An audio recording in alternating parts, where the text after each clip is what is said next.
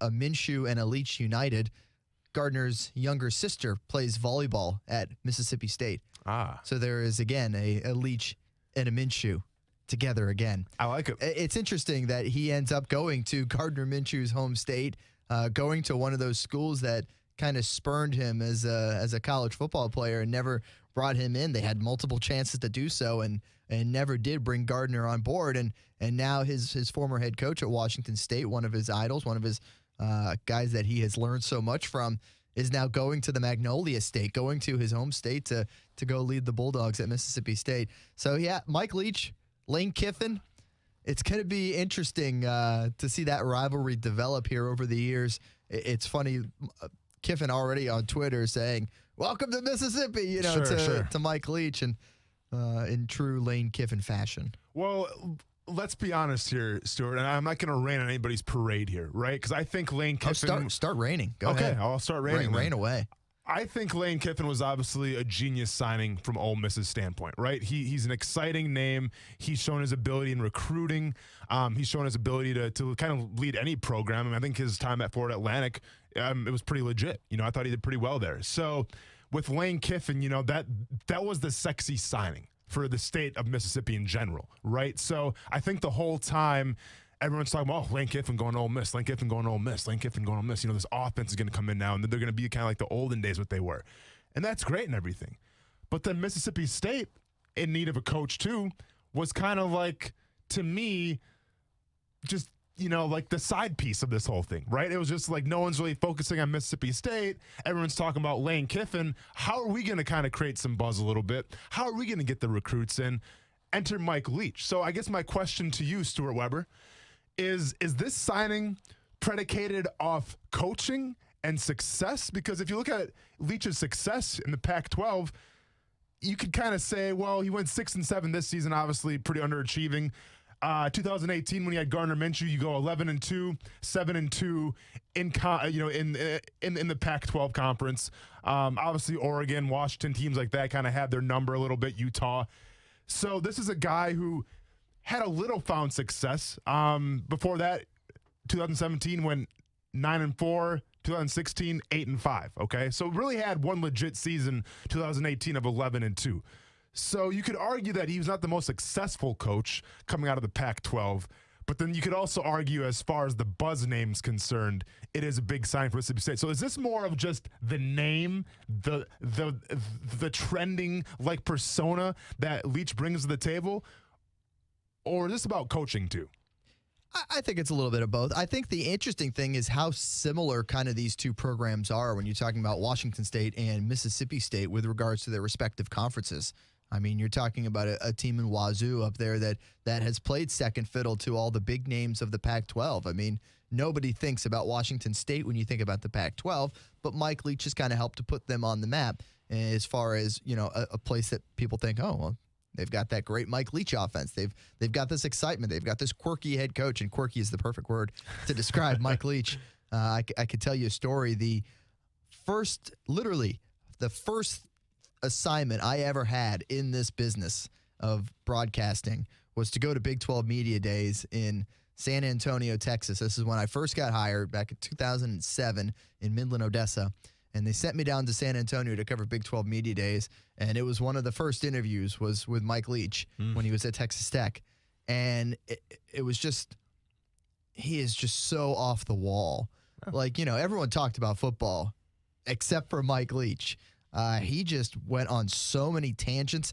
He went off on one story about how one time he filled his car with diesel instead of regular gasoline and the problems that ensued from there. He went on his pirate rants that he went on. Sure. And the funniest thing to me was all the different coaches had glasses of water, right?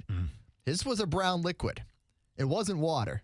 I'll just say that. Okay. Coach rolled up and was rocking and rolling. All right. He was good to go there. He, of course, is just such a character and such a wild guy, and wild not in his demeanor. I mean, he's very monotone and like this, but yeah, it was interesting. Well, let's say that. And how unique is this now for the SEC, right? Because the SEC, at least in my opinion, for so long, a lot of schools in that conference, they take pride in running the football and playing fantastic defense, right? Well, running the football and playing fantastic defense wouldn't necessarily be in Mike Leach's vocabulary, right? Because this is one of the geniuses. This is one of the craftsmen of the air raid offense. So I think from the recruiting perspective, obviously, if you're recruiting in the South with this air raid offense, I mean, you're going to get a lot of offensive-minded guys. You know, you're going to probably get the quarterback that you want. You're going to get some good receivers. Not really sure about a running back, but that's not what you're looking for. You know, you're looking for speed and dynamic playmakers, and I think Leach can bring those guys to Mississippi State. And also a guy like Lane Kiffin, who's the offensive-minded guy that he is, he's also about putting up the score, you know, and scoring points. So to me, it's funny how you have like the LSUs now, right? Even the Alabamas who have shifted more of that spread offense as opposed to pounding the rock with Derrick Henry 30 times a game. You have the SEC for so long that took pride in just playing that kind of offensive-minded NFL pro-style football. And now you're going more towards, do I dare say, the Big 12 of conferences. And to me, it's kind of a crazy dynamic. It is funny how it's so cyclical, you know, and you see everybody doing it. But the funny thing is, I mean, the NFL's not even as locked into NFL style offenses anymore. You see how much running backs are being more involved with the game these days. And heck, I mean, the emergence of Lamar Jackson and what he's done with the Ravens this year. It is funny how everything kind of works in their shifts. And the funny thing is, once everybody kind of gets to this more spread it out kind of deal, then you're going to have some teams that go back to the old way and go back to exploiting that deep pass and, you know, there's that big time receiving and that pound the rock mentality like Tennessee's trying to do right now to where it's all going to kind of rotate back and forth and go through the motions. It is interesting how the SEC has really gone away from that kind of that power style football that really was so prevalent for much of that championship run where, you know, they won all these national titles coming to this conference year after year after year. And obviously Florida State and Clemson have been the ones who've kind of, Ohio State the one year, have been the ones that really kind of put a stop to it and added a little parity. I'll say parity because it's like 6 teams. Sure. It's only 6 or 7 teams right now that are kind of providing that parity. But yeah, so I mean, you bring in these big name coaches in the conference where it just means more. Yeah. As they say, if you want to know how much more it means, ask CBS Sports, who's getting outbid for that marquee, you know, game of the week coverage, and not by a little bit. I think the numbers were like $55 million is what they had been paying for that 3:30 CBS SEC game on Saturdays. And I think it was ESPN who's trying to lock it down and just control the entire conference. That put in like a bid of like $300 million. Wow. So like 6 times as much to steal that away. And I know they're still finalizing that, but that apparently is the folks who are in the lead dog as far as that's concerned with the negotiations. So yeah, I mean it literally means more because there was so much more money on the line, and heck, these schools are bringing in the big names. They're trying to make themselves relevant, and they're trying to fight with the Alabamas and LSUs and Auburns and these programs that have won national championships and have done so with these big name head coaches. The question is, can you? Yeah. Can you do that breakthrough? I mean, even when Dan Mullen was at Mississippi State, they never had that breakthrough. You know, they never had that. Well, they were close. I mean, they were really close. They were up to number 1, number 2 in the country at one point. But I mean, if you look at their record, their best record under Dan Mullen was 10-3. Sure. Yeah. You know, so they were able to get up there and compete. The same thing with Ole Miss as well. There's a while for Ole Miss where they had some pretty talented teams, you know, and they were up there as well. They beat Alabama that one year. I remember Katy Perry being on College Game Day, absolutely crushing the house down. Was one of the best performances I've ever seen from a College Game Day guest. So Ole Miss has had a little bit of that success too, more on the offensive side of the ball than anything. I think the key though is you can't fall too far behind, because as we see the top of that college football echelon getting further and further away, you have to try and keep pace. And so much of that is in recruiting and facilities when it comes to the college game. So are they going to be able to support what Mike Leach wants to do at Mississippi State, what Lane Kiffin wants to do at Ole Miss?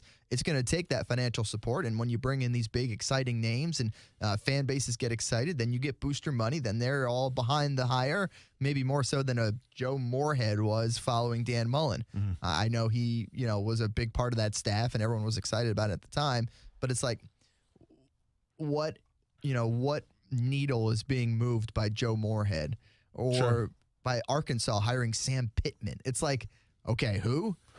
I mean, it's a fantastic point, but then I bring up the point of Matt Rule. I think when Matt Rule went to Baylor, I mean, I'll be honest, I don't think it was the sexiest pick out of anywhere. This guy comes from Temple, has some success, builds the program up there, goes to Baylor, and then just blows the doors off of Baylor. And now, he's the next coach of the Carolina Panthers over 1 year at Baylor. And I think when you brought in Matt Rule, he wasn't necessarily the most exciting offensive-minded kind of coach. I mean, I think P.J. Fleck would be up there for Minnesota. But they're not playing Alabama and LSU every year. But you can get away with it. They're still in the Big 12 with a high-powered offense. That's fine, but you don't need the splash higher name in the Big 12 as much as you do in the SEC. Okay. I mean, in the SEC, everybody's eyes are on it. Yeah. Everybody's watching it all across the country. Honestly, if you're talking Big 12 coaches, it's like, okay.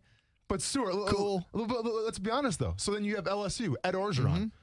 Ed Orgeron, to me, wasn't a big splash hire. It was a guy that was in the system who was a head coach previous at Ole Miss, went horribly, gets a second chance at LSU, and now he's obviously the big name because he is the good old Cajun boy, and he personifies that state of Louisiana. But at the time, I don't think it was really a big splash signing. And I think a big part of that is they had the guys. They already had the players in place by that point. When he was there, you're talking about this stacked roster full of recruits. Sure. Mississippi State and Ole Miss don't have that. Yeah. If they want to keep pace with those other schools, you got to get the guys, you got to get the enthusiasm up in the program. And quite frankly, I mean, LSU had enthusiasm in the program when they were deciding on bringing in Ed Orgeron. And they had the money. They had the boosters that were doing all this stuff. And a lot of that was a big part of it was like, are the boosters going to keep Ed Orgeron or do they want to move on? And when you have the players rally behind them, that's what happens, and they're able to build something. But remember, too, it was Ed Orgeron that implemented, you know what? We're not going to be pounding the rock like we used to. We're going to go to a more spread offense. We have a guy in Burrow who's going to be legit, I think. And let's open it up a little bit. Yep. Let's tear the field up. And that was on Ed Orgeron. So I get it from the perspective of he wasn't the sexy hire, obviously. He was kind of hired in-house.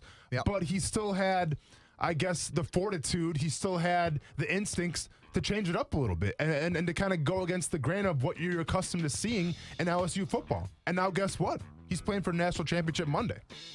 And he is. Yeah. It's going to be an interesting matchup on Monday, the big championship game coming up, LSU and Clemson. Tigers are going to win, obviously. Okay, that's your opinion. What's your opinion? No, obviously it's going to be Tigers winning. Yeah. But real quick, so Mississippi. Yeah. You got Lane Kiffin. Yep. You got Leach. Right. 2 questions for you. Number 1, who are you taking if you're an AD? And number 2, who's going to have more success right away? That's a good question. We'll discuss that right after the break here on ESPN690 as we keep the discussion going. The big news of the day, Mike Leach hired at Mississippi State. Will Gardner Minshew make an appearance and support his former head coach in his home state? We'll talk more coming up. Right? There it is. The cowbell. More discussion. I'm sure he's going to love that. Oh, yeah, he'll love it. Yeah. That's coming up next on ESPN690. Action Sports Jacks with Brent Martineau on ESPN 690 is brought to you by Best Bet Jacksonville and Orange Park. Now, the first alert forecast on ESPN 690. Partly sunny, quite mild today. The afternoon high in the low 70s. Join me beginning at 5 p.m. for CBS 47 and Fox 30 Action News Jacks. The Weather Center is brought to you by Beards Diamonds, your local diamond store for 39 years in the St. John's Town Center or at beardsdiamonds.com. Small business owners, it's been a great year, and now it's time to begin to make some end-of-year decisions. Instead of giving your hard-earned money to the tax man, consider reinvesting in your business with a quality pre-owned truck, van, or commercial work vehicle from Jacksonville Truck Center. With the largest selection of pre-owned work vehicles in North Florida and easy commercial financing, let us be your one-stop shop to get the job done today. We're on the corner of Arlington Expressway and Southside Connector. Stop by today or visit us at jacksonvilletruckcenter.com. Trust, tradition, and quality. A winning combination to feel good about your home. Sometimes it's just that time to replace your roof. Or maybe you need to fix your roof after a recent storm. Hey, everybody, it's Brent Martineau of Action Sports Jacks. And there are so many roofing companies in the area. But which one can you trust? Let me tell you about my friends at Jack C. Wilson Roofing Company. Trust a family-owned business with owners that grew up right here in Jacksonville. Talk to the owners directly, get free estimates, and you can trust Jack C. Wilson Roofing to walk you through each step of the process. Tradition? Jack C. Wilson is a name you know. The longest-standing roofing company in Northeast Florida. They have been repairing and replacing asphalt shingle roofs since 1946. How about quality? a roof you will tell your neighbors about. Quality from start to finish, shingle by shingle. You can request a free estimate at jackcwilsonroofing.com. It's the first name in Jacksonville roofing. And make sure you let them know Brent Martineau sent you. Hey, boss, check this out. 'Twas the week after Christmas, a scene to behold. At the do-it-yourself alarm company, what was about to unfold? So many alarms being returned in frustration by unhappy customers all across the nation. The power dome was ugly, the cords are on the floor, and no local monitoring was a problem for sure. But smart folks are out there and they shop around for the best security company that can be found. The name is SafeTouch. Security is their game. SafeTouch is the best. The others are just lame. What are you on SafeTouch's payroll now? What, you don't like it? Just so I know you haven't completely lost it, tell me the Crooks R Us motto again. Stay away from SafeTouch houses. Yeah, and don't you forget it. Sorry, boss. Crooks know to stay away from SafeTouch houses. Hi, I'm Lester Jackson, president of SafeTouch Security Systems. No one beats our technology or our price. Call SafeTouch today at 888-723-8682 or go to safetouch.com. State license number EF233. It's the home of the Action Sports Jacks Dream 18, and it can be your home course as well. The Golf Club at Southampton in North St. Johns County, located off County Road 210, family owned and operated, and a fun course to play. The Golf Club at Southampton offers club membership programs starting at just $79. With its elite practice facility and player-friendly golf course design, it will be your gateway to a great time with the family or with your buddies. Become a member in 2020. For more information, call the Golf Club at Southampton at 904-287-PLAY. Take a little Stephen A. Smith. How much does LeBron get paid? They won $35 million. Sit down. Add some Max Kellerman. The other players in his position can do more things who are elite. Should he retire? Yes. Throw in a bit of you. I wanted to talk about the Steelers. You laughed at me. Yeah, who's laughing now? I'm telling you, they're going to make a run. And top it off with me, Jason Fitz. And you've got a brand new show. First Take, your take. With Jason Fitz, coming Monday, January 20th at 1 Eastern on ESPN Radio and on ESPN News. Now, back to Action Sports Jacks on ESPN690 and in the iHeartRadio app. When we found out last year that it was going to be in New Orleans, we thought that we were going to be there. Nothing was talked about, but I'm sure it was talked about in small circles. And what an opportunity would be for us, the state of Louisiana, for everybody to be there. I like it because it's a home field advantage. I like it because we don't have to get on an airplane and go down there. I think it's going to be a tremendous night. Ed Orgeron, it's the gift that keeps on giving, man, is his pressers, his sound bites. I can't get enough of them. I want him and Calais Campbell to just have a conversation. Oh, wow, there we go. Well, I mean, listen, I'll be honest, man. Ed Orgeron, when he speaks, I can't understand half the stuff that he says, right? Because I'm from Wisconsin, sure. Man. I'm from the north. Just like I'm sure a lot of people that are from the south that travel up north probably don't understand what Wisconsin people are saying. Like, what is a water bubbler? Well, I'd love to tell you. It's actually a water fountain, but we call it a bubbler up there. So it takes different types, right? And like I'm always reminded of like when I got to college at Murray State University, once again coming from Wisconsin to Kentucky, which isn't it's not a bad drop off, right? Because I consider Kentucky the South, but it's actually the Midwest, right? So like the accents there, they're not that bad. But we probably had 25% of our roster from Mississippi. And believe me when I say like guys from Mississippi, they like especially like deep Mississippi, they have their own language, man. They have their own just way of talking. And I remember like when I was taking my recruiting trip to Murray State, my host was a senior from Mississippi. And he would be asking me these things. I'd just be like shaking my head like, sure. Yes. Oh, yeah, absolutely. Had no idea what he was saying to me the whole time, but it's one of those things, man, where it's definitely a language thing. But once again, when you talk about LSU, you're talking about Ed Orgeron. To me, Ed Orgeron brings that advantage then because the players, they're all about it, man. Like this guy is Louisiana through and through. Why wouldn't you want to play from, especially if you're from around there? I mean, that, what is it, the recruiting story with him and Joe Burrow and like bringing the crawfish or whatever it was. Just, that's just so good. Oh, yeah. It's great. Yeah. Which crawfish? You like crawfish? Can't get enough of crawfish. No. Can't get enough of crawfish. I love crawfish, but I'm going to say this, though. A lot of effort and a lot of work. For not a lot of results. For not a lot of profit. That's what I was going to say. Okay, I'm going to be honest. In past trips to New Orleans, it's always like, do I want crawfish? Do I want to deal with the Yeah. The large amount of effort for not a lot of payoff. Yeah. Have you ever sucked out the brain or whatever? I don't do the brain, no. You don't do the brain? I've tried it. I'm just not a fan. Okay, gotcha. Yeah, I mean, it's whatever. Yeah. What about crab legs? Like, do you do like the stone? So, where was this trip that we did recently? Oh, San Francisco. Mm-hmm. When we were just out there, like we went to a seafood restaurant one of the nights we were out there for the Raiders game in Oakland technically, but we stayed in Santa Clara because everything is everywhere else. I've been there. Yeah. I know. So we ended up going to a seafood place, and it was like the first time I'd had a full crab in I don't know how long. And I remembered why I haven't had a full crab, and I don't know why, and I don't know how long, because of how much work it was. It's a lot of effort. Oh my goodness. Yeah. Now it's funny because like I had a nice adult beverage, but I couldn't drink the thing almost the entire time because I'm like wrist deep in this crab. I'm going to town on this thing. I'm working hard on this thing, and absolutely you don't want to lose the momentum by wiping off your hands to get the drink. Yeah. So like I'm working on this crab for literally the entire night. Yeah. And everyone else is done eating. And I'm still going for like another 20 minutes with this crab. There's no vegetables, no other stuff, just this crab. And then finally at the end, everyone all is done. I get done. And then I just have this one drink that I had to finish the whole thing because we all wanted to leave because I was done. Absolutely. Well, it makes you wonder if that's why lobster's so much more expensive, just because you have the luxury of not being able to crack anything. You just literally just take one snippet and the lobster's there. But I guess they're also probably a little more rare as well. Kansas City.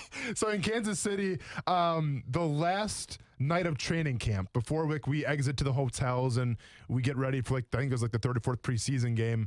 Mr. Hunt, who is the owner of the Kansas City Chiefs, obviously his dad, I think is Clark Hunt, who's he's known throughout the NFL world. He kind of implemented the AFL, if I'm not mistaken. So the last night, like they go above and beyond for your training camp meal. I'm talking like filet mignon. I'm talking Caesar salads, and I'm talking lobster tails. And like one of those three things doesn't add up with the other two. What do you mean? Caesar salad? Dude, that's fancy, man. That's fancy? It's fancy to me. Okay. Anyways, so they bring out these lobster tails, man. And dude, and this is a la carte. This is all you can eat. Okay. And I remember thinking to myself, like, because I think me and you kind of share the same brain where we don't enjoy splurging our money on, things that aren't really necessary. And to me, lobster tails, while it's maybe fun for a celebration or birthday, I don't splurge on lobster tails, all right? I just don't do it. I'd rather just get a nice piece of salmon or something like that for a little cheaper. So believe me when I said, and these were like jumbo lobster tails. Dude, I took full advantage. And I'm talking, I marinated them, I dipped them in butter, and I had 4 of them. 4 giant lobster tails. A full family. Oh, yeah. I'm talking aunts, uncles, cousins, ate the whole family down. Eat it, get back to the dorm room where we were staying. I'm like, oh yeah, way too rich for my blood. Because I had the butter on it, mind you, too. Yeah. And needless to say, the next day at practice, one of the worst practices I ever had in my entire life. I'd imagine a large portion of the team probably wasn't feeling so great at the next we day's were practice. going wild because like a lot of guys have never even ate lobster before, believe it or not. And we're talking grown men in the NFL have never tried lobster. So some guys are kind of grossed out by it. Some guys are obviously intrigued. And some guys are just trying to get it in because, once again, it's like probably $40 per lobster tail. So we're getting our money's worth. I will say I am very fortunate having grown up in South Florida. With a family that scuba dives. So like we'd go do lobster mini season. So I grew up on a lot of lobster because we'd actually go catch them ourselves. And by we, I mean everyone else in the family. I stayed in the boat. I have a like when you're talking about phobias, I have very few, but one of them is being in a claustrophobic underwater situation. Okay. So, like, I'm not claustrophobic. I'm not afraid of water. But if you put those things together, so if you put me down in deep depths or, like, in an enclosed water tube ride, that's a no for me. Fair enough. There's very few no's for me, but enclosed water tube rides, I'm out. Okay. That's my biggest phobia. I got you. Yeah. I got you. Well, speaking of South Florida, yes, and one of South Florida's favorite sons, I would probably say, Chad Ochocinco Johnson, was on Twitter a couple days ago tweeting out a picture of a plane ticket for Jacksonville. He's here right now. And in the somewhere in our city. And in the quote saying, coming to see Doug Marrone. All right. Now, that's all we have to go off of, right? Unless there's been new breaking reports saying why he's meeting with Doug Marrone. If it was my take, I would probably suspect that he's meeting Doug Marrone to maybe come in for training camp and do a little coaching, right? Because I think he did that in Cleveland, if I'm not mistaken. Then he got, I think, asked to leave because he missed like a practice or something like that. But I mean, this isn't uncommon, right? Like there's pretty classic Ocho Cinco. Well, and it's almost like an internship, right? Where you're on the team for OTAs or training camp. I know Greg Jones did that a few years ago with the Jags. And then once the season starts, then you kind of go your separate ways. So one could think maybe it's that. I don't think Doug Marrone is meeting with Chad Johnson to discuss offensive schemes. Probably not, no. I don't know how I feel about a coaching gig, but what do you feel about Chad Johnson meeting with Doug Marrone? If he met with Doug Marrone. I will say this. Oh, yeah, maybe he just said it.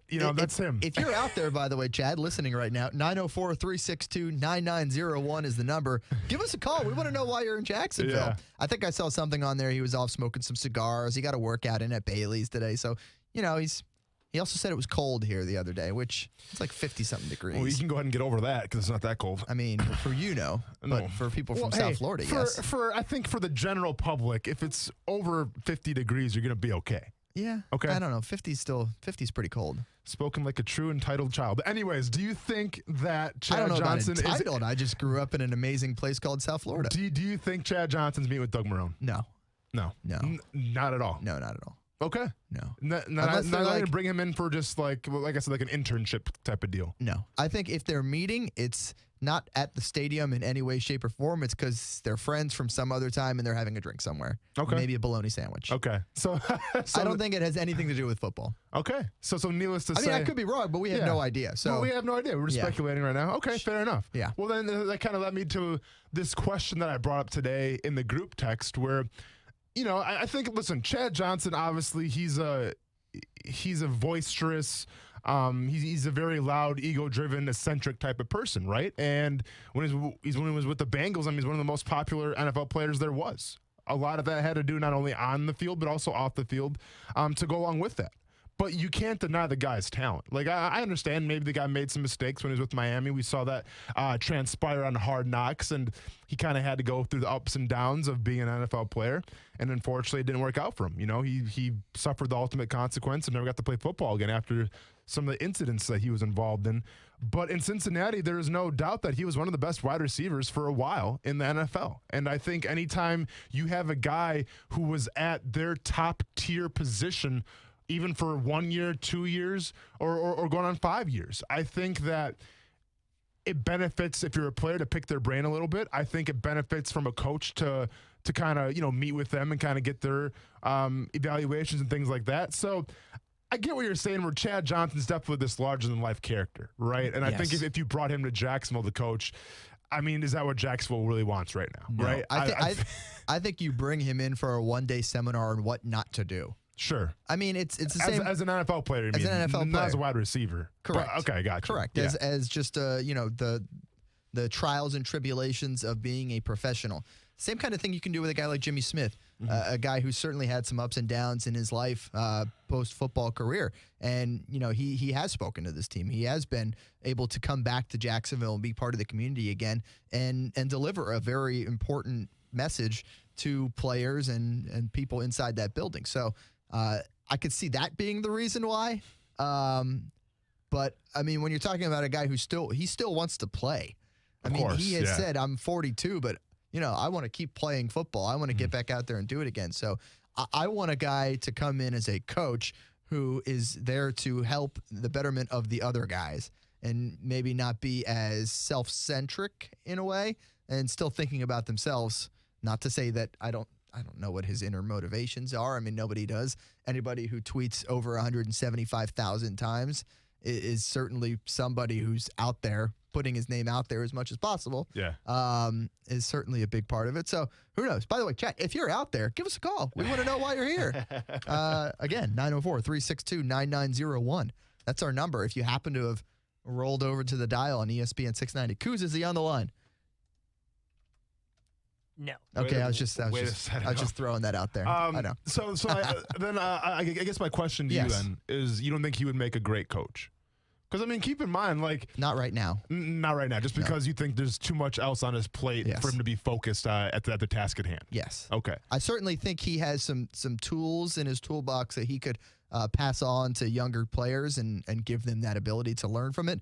But maybe when he's older. No, I understand more that. removed from the game that he true. still wants to be a part of. You know, like at the same time, too, it's like, well, I understand your point, but Chad Johnson's a guy where if any older seasoned vet can relate to this generations of players, it is by far Chad Johnson. Sure, definitely. I mean, it's definitely because, like, to me, Chad Johnson was ahead of his time. Right? Like, you had T.O. and you had the popcorn bucket. You had all the great celebrations. But to me, Chad Johnson, like, one-upped T.O. You know, like, there was a time where Chad Johnson was the dude, and he was the definition of the modern-era NFL player, right? Whether it was his appearances on Hard Knocks of hogging the camera, whether it was making the press conferences about him, not the team, or whether it was about his end zone celebrations. Like, the guy was in it for himself. But to be fair, he was at one of the times one of the best wide receivers in the game. So yeah, he talked a lot, but guess what?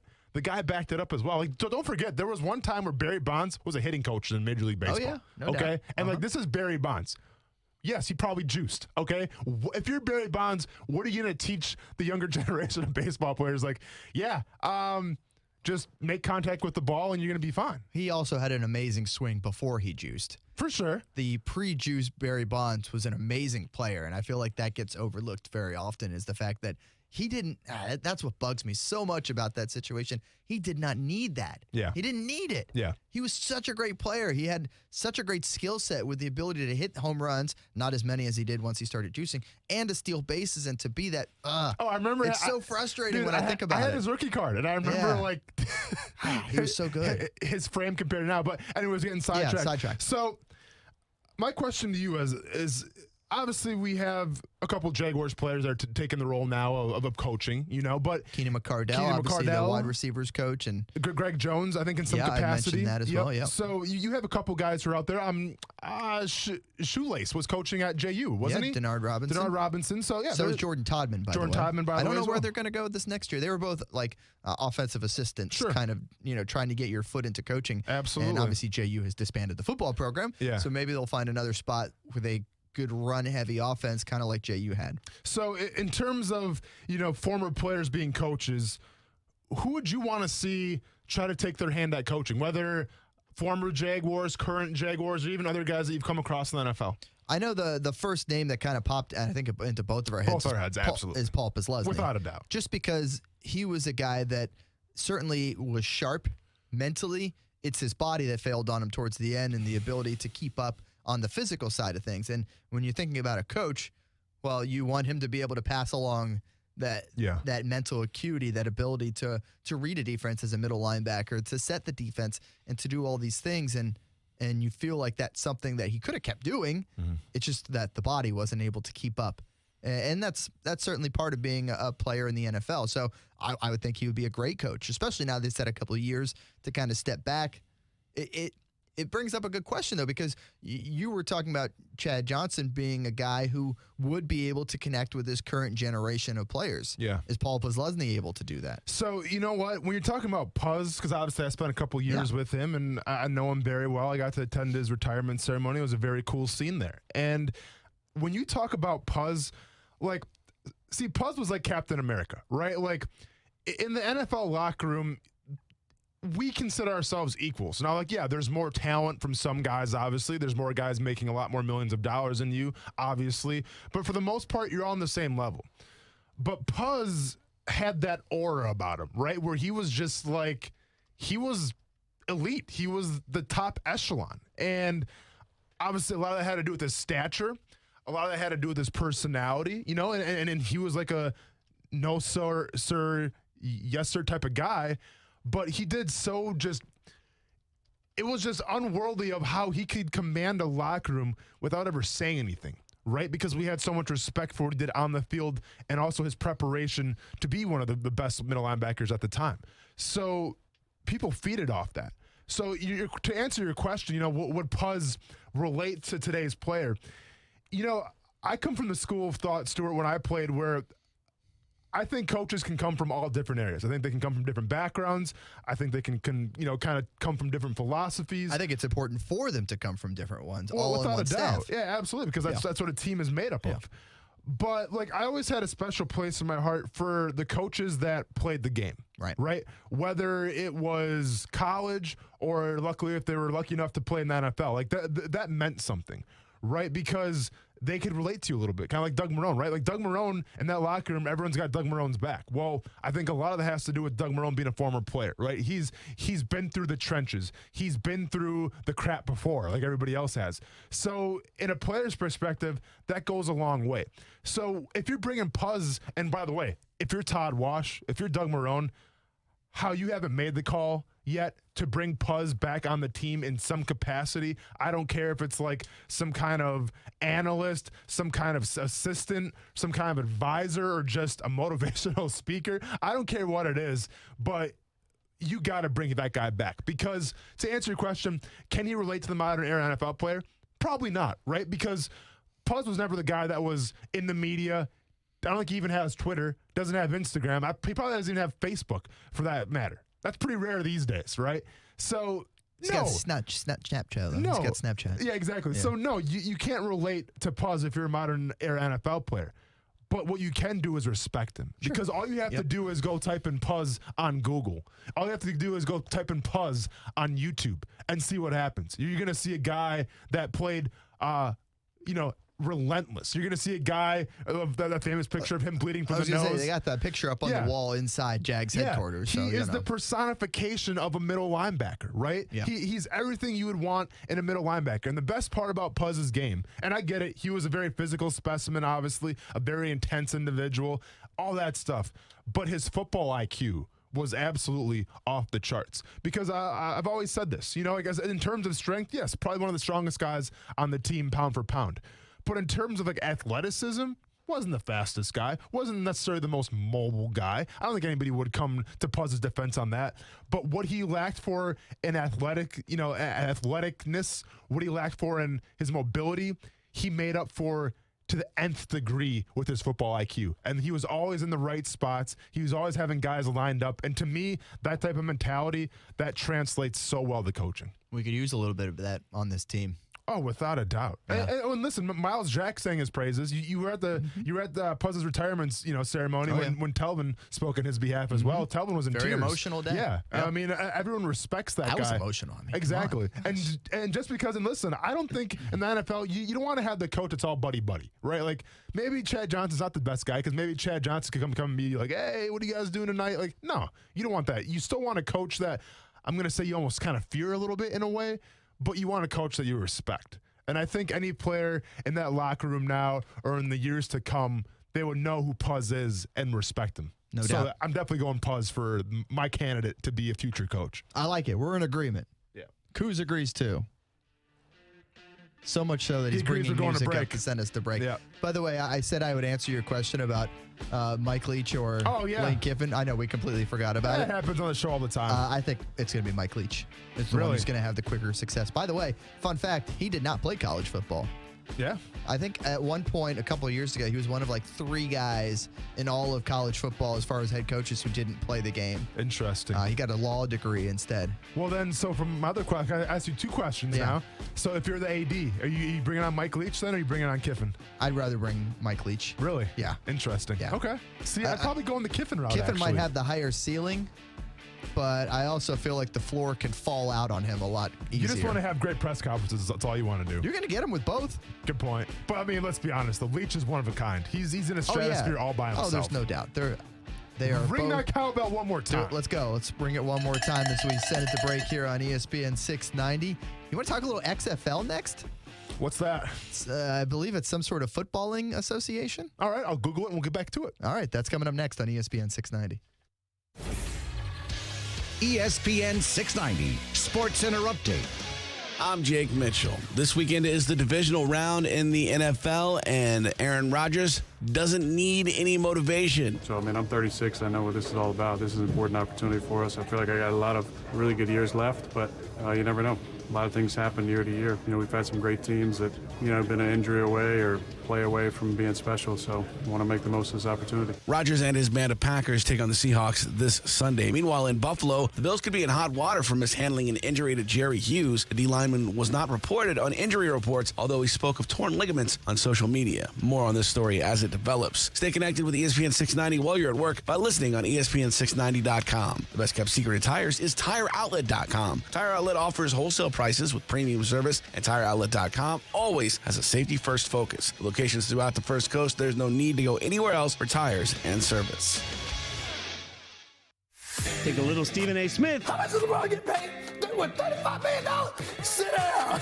Add to Max Kellerman. The other players in his position can do more things who are elite. Should he retire? Yes. Throw in a bit of you. I wanted to talk about the Steelers. You laughed at me. Yeah, who's laughing now? I'm telling you, they're going to make a run. Top it up with me, Jason Fitz. And you've got a brand new show. First Take, your take, with Jason Fitz, coming Monday, January 20th at 1 Eastern on ESPN Radio and on ESPN News.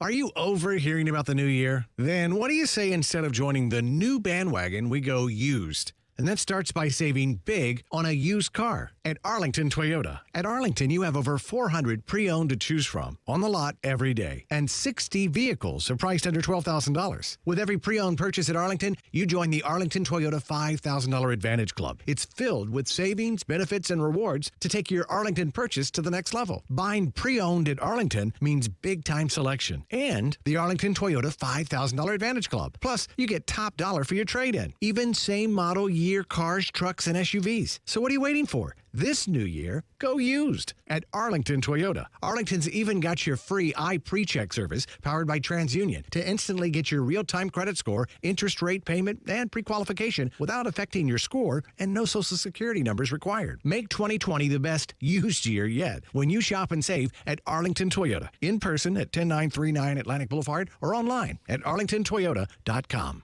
Be bold, Jacksonville, whether you want to be cold or hot. Bold City Heating and Air will help. Hey, everybody, this is Brent Martineau. I needed a new air conditioning system this summer and called the good folks at Bold City Heating and Air. It was worth the call. A competitive price, good communication, fantastic service. A new system is a big investment. You want a good experience. My family had that at Bold City Heating and Air. You can too. They will help you design the perfect system for your home while staying within your budget. Be bold and give Bold City Heating and Air a call or visit boldcityac.com.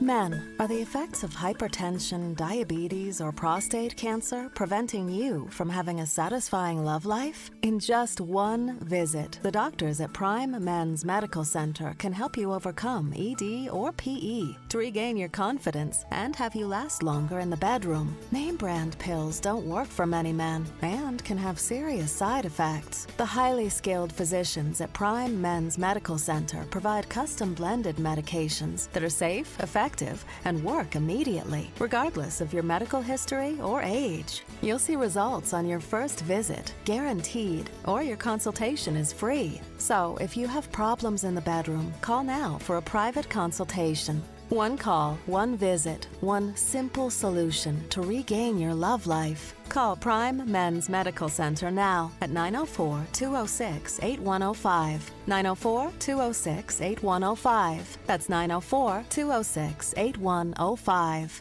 Tax problems can be extremely stressful and cause financial devastation. The tax attorneys at J. David Tax Law are right here in Jacksonville to be your personal advocate and resolve your IRS or state sales tax issues. J. David Tax Law focuses on your needs and case outcomes. Don't be fooled by these big out-of-town tax companies that only focus on getting you to sign up and pay without even working with an attorney. At J. David Tax Law, only highly experienced tax attorneys will represent you. Get the help you need with tax debt, payroll taxes, bank levies, wage garnishments, tax liens, and unfiled returns. If you have federal or state sales tax debt, have a sit-down with J. David Tax Law. Never trust your tax situation to anyone you can't walk in and look in the eye. Your first step is a no-cost consultation. Call J. David Tax Law at 904-507-4777, 904-507-4777, or go to jdavidtaxlaw.com. Small business owners, it's been a great year, and now it's time to begin to make some end-of-year decisions. Instead of giving your hard-earned money to the tax man, consider reinvesting in your business with a quality pre-owned truck, van, or commercial work vehicle from Jacksonville Truck Center. With the largest selection of pre-owned work vehicles in North Florida and easy commercial financing, let us be your one-stop shop to get the job done today. We're on the corner of Arlington Expressway and Southside Connector. Stop by today or visit us at jacksonvilletruckcenter.com. Let me guess, you already know about Beard's Diamonds and how incredible their selection and prices are. But do you know about Beard's Diamonds' history in Jacksonville? Meet Ben, second generation, and find out what Beard's is all about. Having grown up watching my father work in the jewelry industry, both wholesale and retail, diamonds represent way more to me than just an article that can be sold. Diamonds are my passion. I look at diamonds as a commitment, a joining of two lives together. Beard's Diamonds has been locally owned and operated for the last 39 years. And it's not your typical jewelry store. And Ben is here to explain why. Being locally owned allows us to give you a personalized experience that other corporate jewelry stores simply cannot offer. We refuse to lose at Beard's Jewelry. We'll beat anybody's price, anywhere or anytime, and that's our promise to you. Beard's Diamonds, your local diamond store for 39 years. In the St. John's Town Center or at beardsdiamonds.com. We love our pets. Our furry little friends mean so much to us that we want nothing but the best. At Forever Vets Animal Hospital, we feel the same way too. Forever Vets Animal Hospital understands that you have busy schedules. That's why we're open 7 days a week and have extended hours during the work week. In case you have an emergency, remember, stay calm and call Forever Vets Animal Hospital with 6 convenient locations throughout Jacksonville and St. Augustine.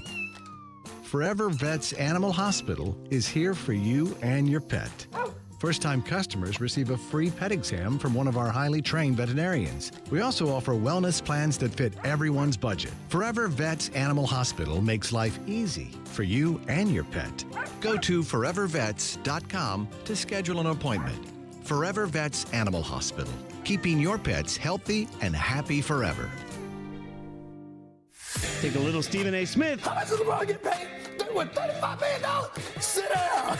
Add some Max Kellerman. The other players in his position can do more things who are elite. Should he retire? Yes. Throw in a bit of you. I wanted to talk about the Steelers. You laughed at me. Yeah, who's laughing now? I'm telling you, they're going to make a run. And top it off with me, Jason Fitz. And you've got a brand new show. First Take, your take, with Jason Fitz, coming Monday, January 20th at 1 Eastern on ESPN Radio and on ESPN News.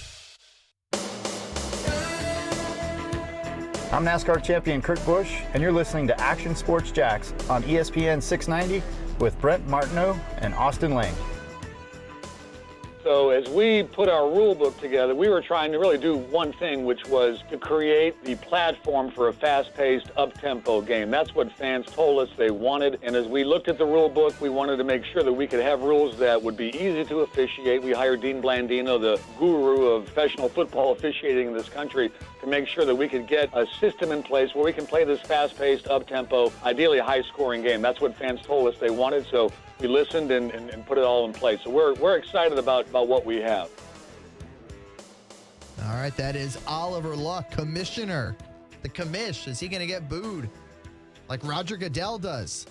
Probably not, because he's the commissioner of the XFL, getting ready for its first season as they try again. Yeah. Does Vince McMahon in the XFL. Is this going to work, or is it just going to be another failure like the AAF was last year? You know, I think, and we're about to talk about all these rules here. I think There's some interesting rules. Yeah, they're intriguing for sure. Yeah. But at the same time, you got to be careful with all these rules. You don't want to make it gimmicky. Correct. Right? And I think there's a little gimmicky side to this. Well, and to be fair, I think the AAF did a good job with the rules in place where it didn't feel too gimmicky. I thought the AAF had a great first week where that one big collision was like the top 10 nominee for how many weeks going forward. It felt like you were watching football. Yeah, it was football. Yeah. And then I'll be honest, though, 2-3 weeks into it, I stopped caring. And just to be honest, I mean, I'd watch Ryan Davis do his thing. You know, he's a friend of the show, so I'd watch some of his games, but then he got hurt. Shout out to Johnny Wolford, the best quarterback in the league. There you go. But then after that, I was kind of like, I'm all set, man. I'm all good. So I'm definitely intrigued by the XFL. One of my former coaches, and Mark Trestman, who coached for the Bears when I was there, he's going to be spearheading the Tampa Bay team, the Vipers, if I'm not mistaken. It is the Vipers, yes. So I'm interested from that standpoint. Kind of bummed I didn't get a phone call from him to ask me to come play, even though I probably wouldn't. But so I'm definitely going to be following that team and what he's bringing on the table. But overall, definitely some interesting rules being put in place here by the XFL. Yeah, and it's all designed to make the game better. The game is awesome already, by the way. This game of football that everybody loves and everyone tunes into constantly throughout the year. So it's hard to make it better, but you're trying to make the game shorter. You're trying to make sure that teams are returning kickoffs and punts. There's a few rules designed for that. And then you're trying to make the end of the game situations better when you're talking about conversions and no PATs and overtime being a little different. Certainly a few things that are very interesting as far as that goes. The overtime is interesting. Each team gets 5 plays from the 5-yard line, and the one that converts more wins. Yeah, so they're calling it a shootout style type of overtime. And each team, gets 5 single-play possessions from the 5-yard line. And if the game is still tied at that point, the rotating possessions will continue until there's a winner. So I guess that's the XFL hoping that this doesn't happen a lot. And then because there's going to be also multiple rules regarding the touchdowns after you score of how many points you can go for after that touchdown. 1, 2, or 3. I'm going to be honest, yeah. And listen, I think the shootout-style overtime – I don't like it. Yeah. I mean, I'm going to be honest. This is, and I guess this is me being a defensive-minded individual, and this is me kind of being fed up with the NFL of what the rules that they put in place to try to make it as hard as possible on cornerbacks, as hard as possible on defensive ends, trying to go after the quarterback or defensive tackles for that matter, to try to sack the quarterback and to penalize those players when you hit the quarterback a little too hard, or if you try to make a football play on a wide receiver, but you hit him a little too hard and there's flags. I understand that touchdowns and points get the viewership.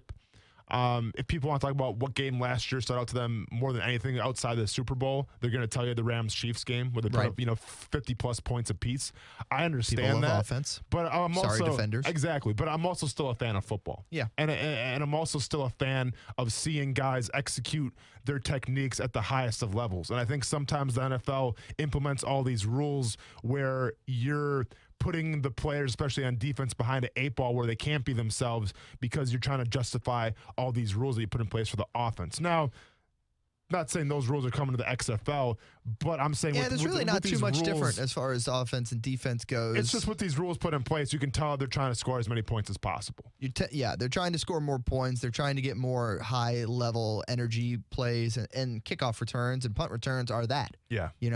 Players can't run until the ball is kicked, kind of thing, which gives that returner a better chance to maybe rip off an 80-yard return and bring it back to the house. College possession rules, only 1 foot in bounds, which they say will make things quicker on reviews. True. Also safer in the fact that you don't have to lay out and, drag the 2 feet, which I was like, okay, I never thought of that as a safety issue, but sure. Well, and I think the biggest one we're taking out of this is the 3 options after you score a touchdown. Yeah, no PATs. Yeah, sorry, kickers. So you have a 1-point play from a 2-yard line, you have a 2-point play from a 3-yard line, or a 3-point play from the 10-yard line. So obviously, these last-second scores, you can go for the win, go for the tie. I mean, that definitely makes the game more exciting, more intriguing. I don't think they're going to get many overtime games, to be honest. Absolutely not. Not when you can do so many different options. Yeah, so to me, that's probably the most intriguing rule out of everything. I'm not saying I'm hating on it because I think it's going to make for some good television. I haven't seen it in person yet, but it depends how it comes across.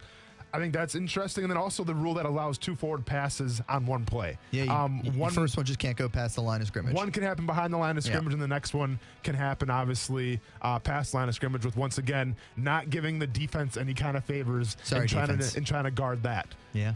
Well, quick question, though. So out of these rules, anything intriguing that the NFL should add? Or do you kind of like it the way it is? I like the NFL the way it is. I do like the idea, maybe some of the clock stuff they're going to do to make it go quicker. A little quicker. It needs to be quicker in the NFL. But as far as the overtime rules, you're all set? I don't want any of those. Fair enough. The only thing I'd want in overtime is both teams get a possession. Speaking of overtime, we're getting ready to go to overtime right now because we just went past our music segment. So let's go to a break here quick. Coos, we'll come back and talk about some more of these rule changes and implement some other things here on the show today on Action Sports Jax and ESPN 690.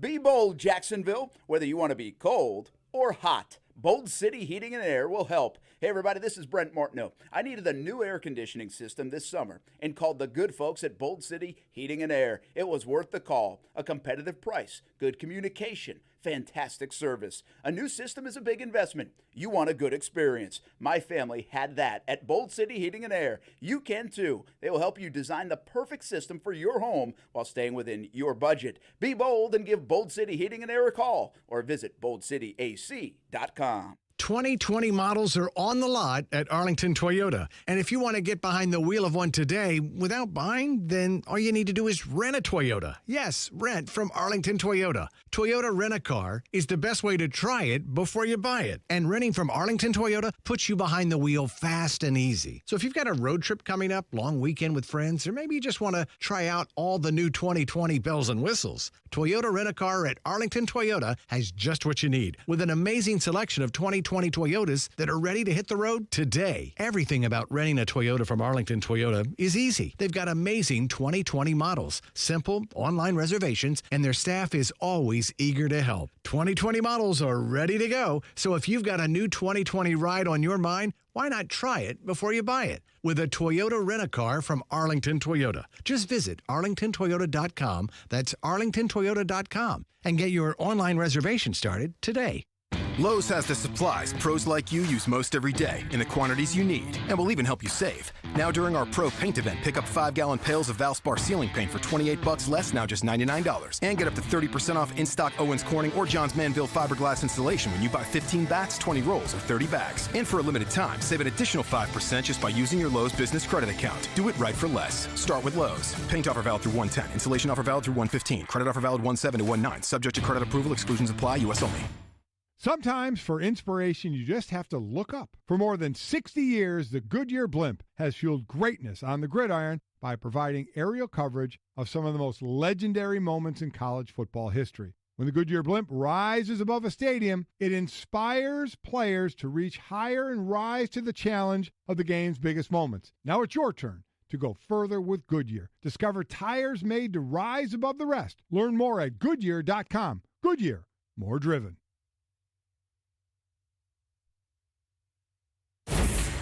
ESPN Radio Sports Center. I'm Doug Brown. Cavaliers coach John Beilein met with his team today, hoping to clear the air after saying he used the wrong word in a meeting on Wednesday. Beilein was trying to compliment his players, saying they were no longer playing like a bunch of thugs. He later said he meant to say slugs and didn't realize what he actually said. ESPN's Max Kellerman. You're not playing like thugs. You're not playing like slugs. If he's making that up, which I would give him the benefit of the doubt and say he's not, oh my God, what kind of a world are we living in? Max Kellerman on First Take. ESPN's Tim McMahon reports Mavericks forward Kristaps Porzingis recently had a plasma injection as part of his treatment for a sore right knee. He's been out of action since New Year's Eve. Vikings wideout Adam Thielen questionable for Saturday's divisional playoff game against the 49ers. Thielen took stitches for a cut on his ankle during Wednesday's practice. The NFL is investigating whether the Buffalo Bills violated the league policy on reporting injuries. Defensive end Jerry Hughes posted on social media that he played this season with torn ligaments in his wrist. Right now at Wendy's, pick 2 faves, pay $5. Choose from 10-piece spicy or crispy nugs, a Dave's single or a spicy chicken sandwich. Wendy's 2 for $5. That's a win-win. We got you. Price and participation may vary at U.S. Wendy's. Spicy nuggets available for a limited time only. Broadcasting live from the ESPN 690 Anajar and Levine studios. Anajar and Levine Accident Attorneys. Call 904-600-4000. That's 904-600-4000. ESPN 690. Jacksonville's home for ESPN Radio. WOKV Jacksonville. Listen live everywhere you go on ESPN690.com. ESPN 690, a Cox Media Group station. Brent Martineau. You see him every day on CBS 47, Fox 30, Action Sports Jax. Austin Lane. He's a former Jag star and current MMA fighter. Broadcasting live from the Anna Jar and Levine studio. This is Action Sports Jax on ESPN 690 and ESPN690.com. And it's cool. I mean, it's cool to see a fellow friend of mine and a guy that's playing the same position as me have so much success and sit in live action. So it's definitely dope. It's going to be a good experience. Like you said, we played earlier this year. It was a good game. Went back and forth. Yeah, I mean, it's just two good teams going head to head, and we're just trying to be the best we can for our team and help our team win. That is Texans quarterback Deshaun Watson talking about Patrick Mahomes, one of the many great matchups and what is sometimes billed the best weekend of football all year long. We'll have 4 terrific games. Of course, 3 of those 4 you can watch on the Action News Jax channels, CBS 47 and Fox 30. We hope you're able to tune into those. And remember to tune into Chase for the Championship. That'll be Sunday morning, 11:30 a.m. on CBS 47. We'll have a full half hour kind of getting you ready for the 2 games on Sunday, Texans and Chiefs, Seahawks and Packers, as well as going over the 2 Saturday games that we're about to talk about right now.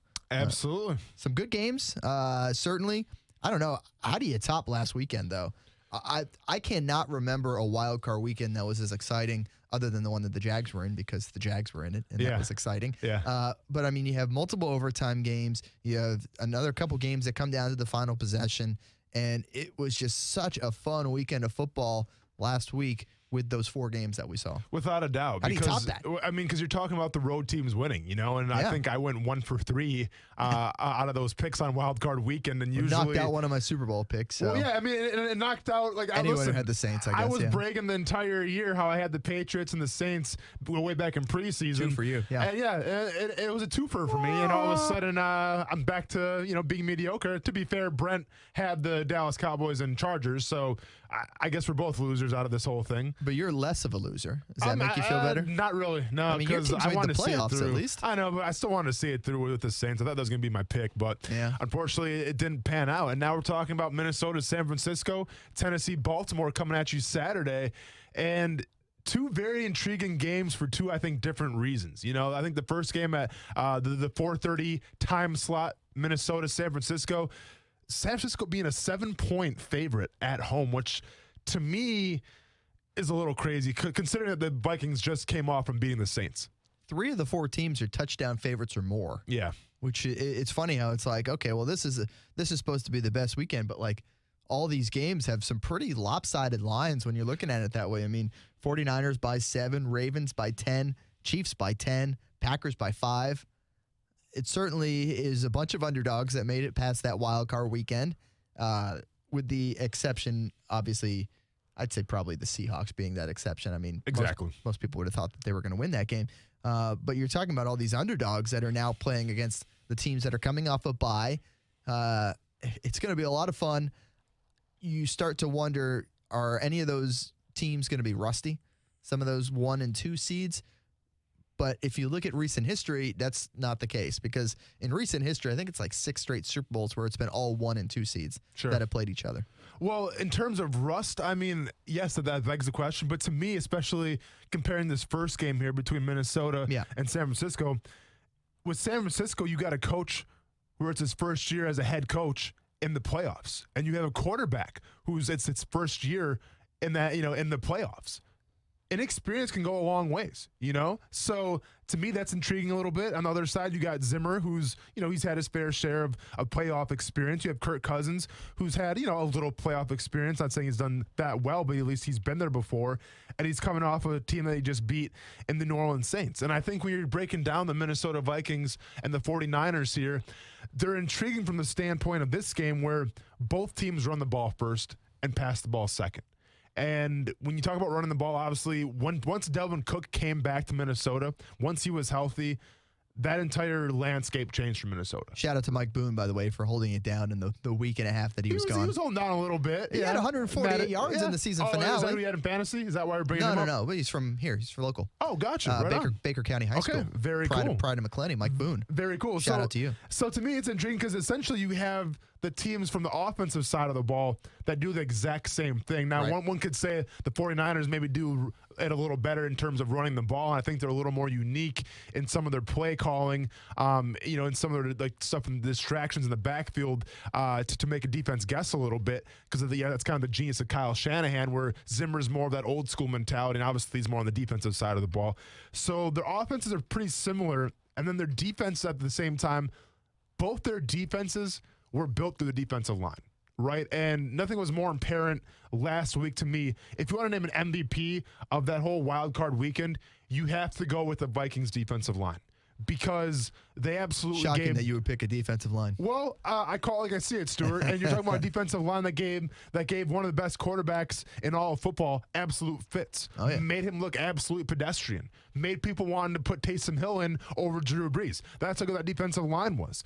And you talk about the 49ers, another team who they drafted first round after first round after first round, built through the draft, got the defensive line that they wanted, got a guy in D Ford who came from Kansas City who's back healthy now. You got a guy in Bosa out of Ohio State who's probably going to be Rookie of the Year. You got two bookends. You have a defensive coordinator who saw that and was like, you know what?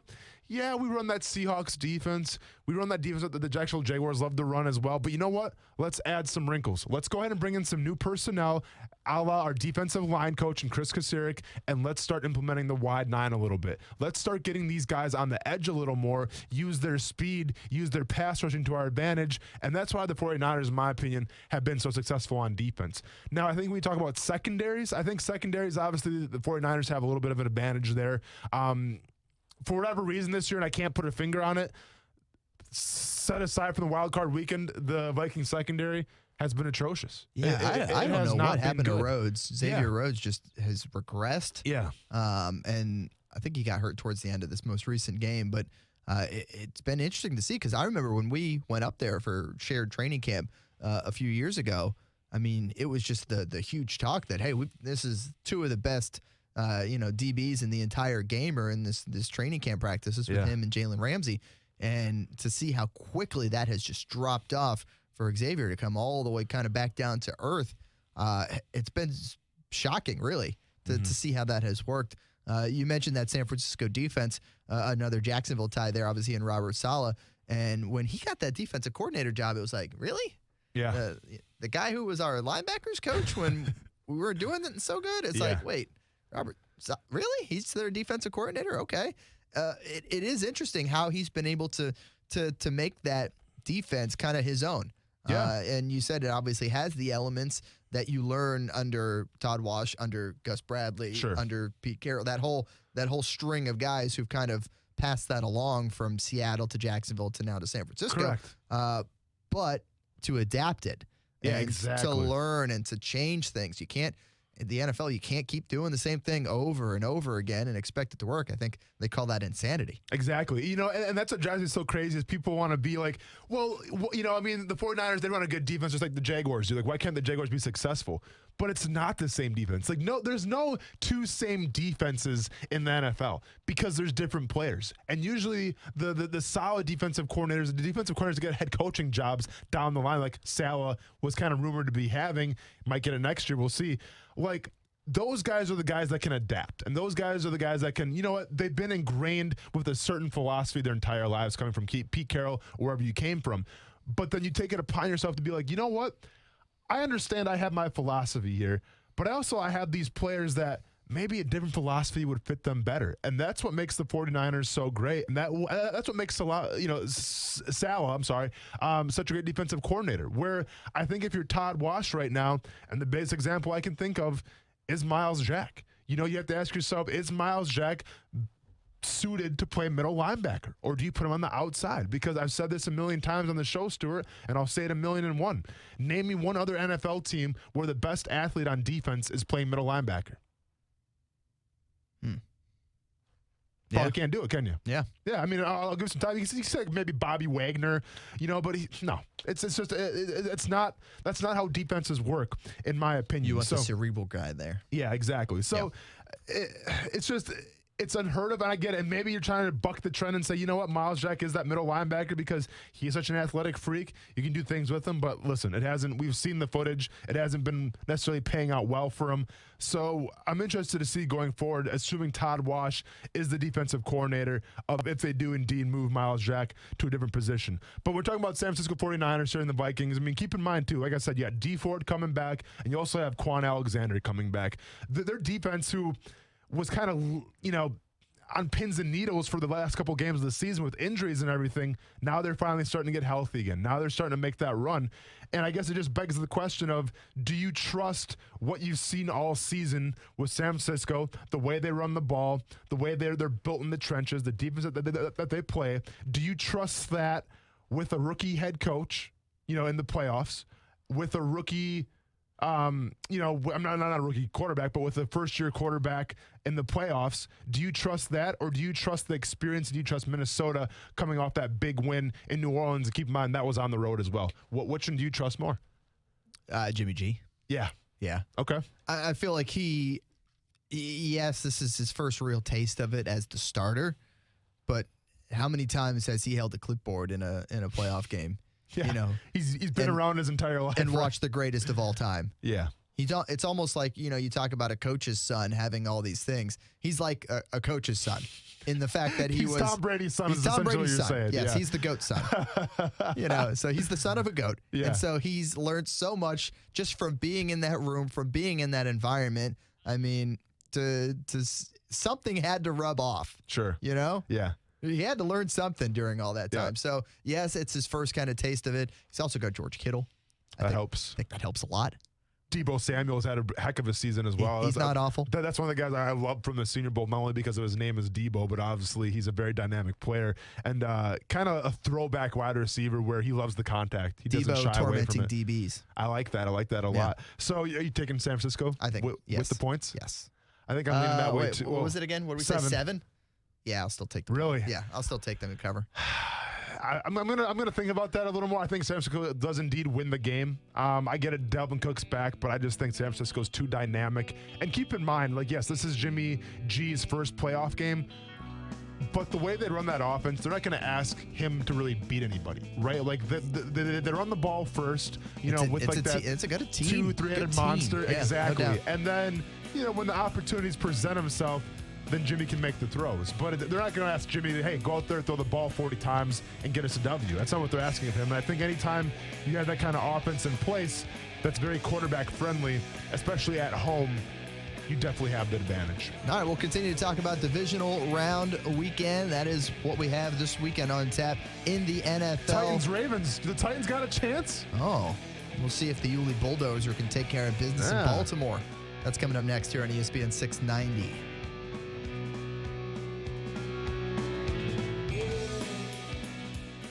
Action Sports Jacks with Brent Martineau on ESPN 690 is brought to you by Best Bet Jacksonville and Orange Park. Now, the first alert forecast on ESPN 690. Partly sunny, quite mild today. The afternoon high in the low 70s. Join me beginning at 5 p.m. for CBS 47 and Fox 30 Action News Jacks. The Weather Center is brought to you by Beards Diamonds, your local diamond store for 39 years in the St. John's Town Center or at beardsdiamonds.com. In general, I'm a win-win guy.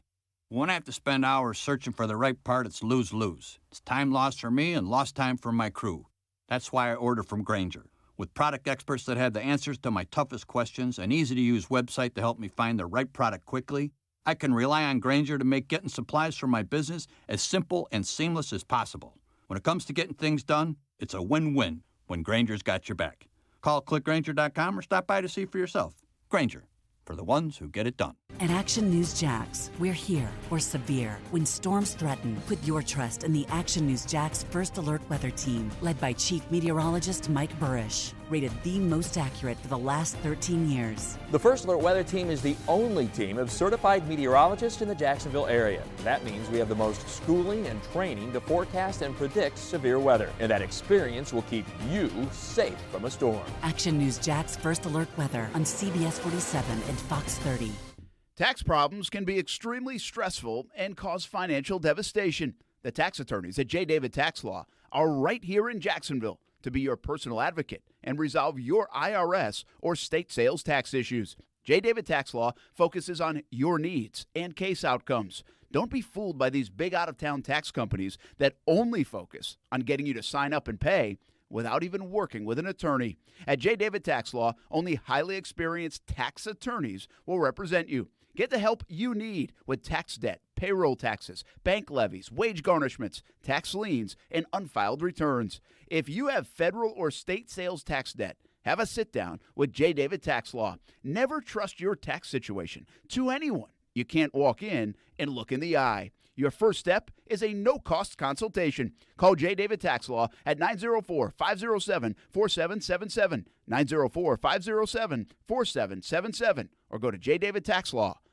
Chub it up for the football playoffs at Mr. Chubby's Wings. Hey, everyone, it's Brent Martineau. They are my favorite wings in town, and on New Year's Day, I got a huge order to go for the family from the Fleming Island location. We got 5 different flavors, including my favorite, the Maple Cajun. You gotta try it. Drink specials, a full menu, and wings. Plus, lots of TVs for the playoffs or maybe even the upcoming McGregor fight. Chub it up at Mr. Chubby's Wings, 2 locations, the West Side and Fleming Island.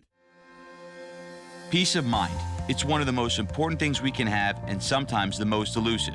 I'm Eli Anajar from the law offices of Anajar & Levine. Driving our Florida streets may be pleasant, but not always safe.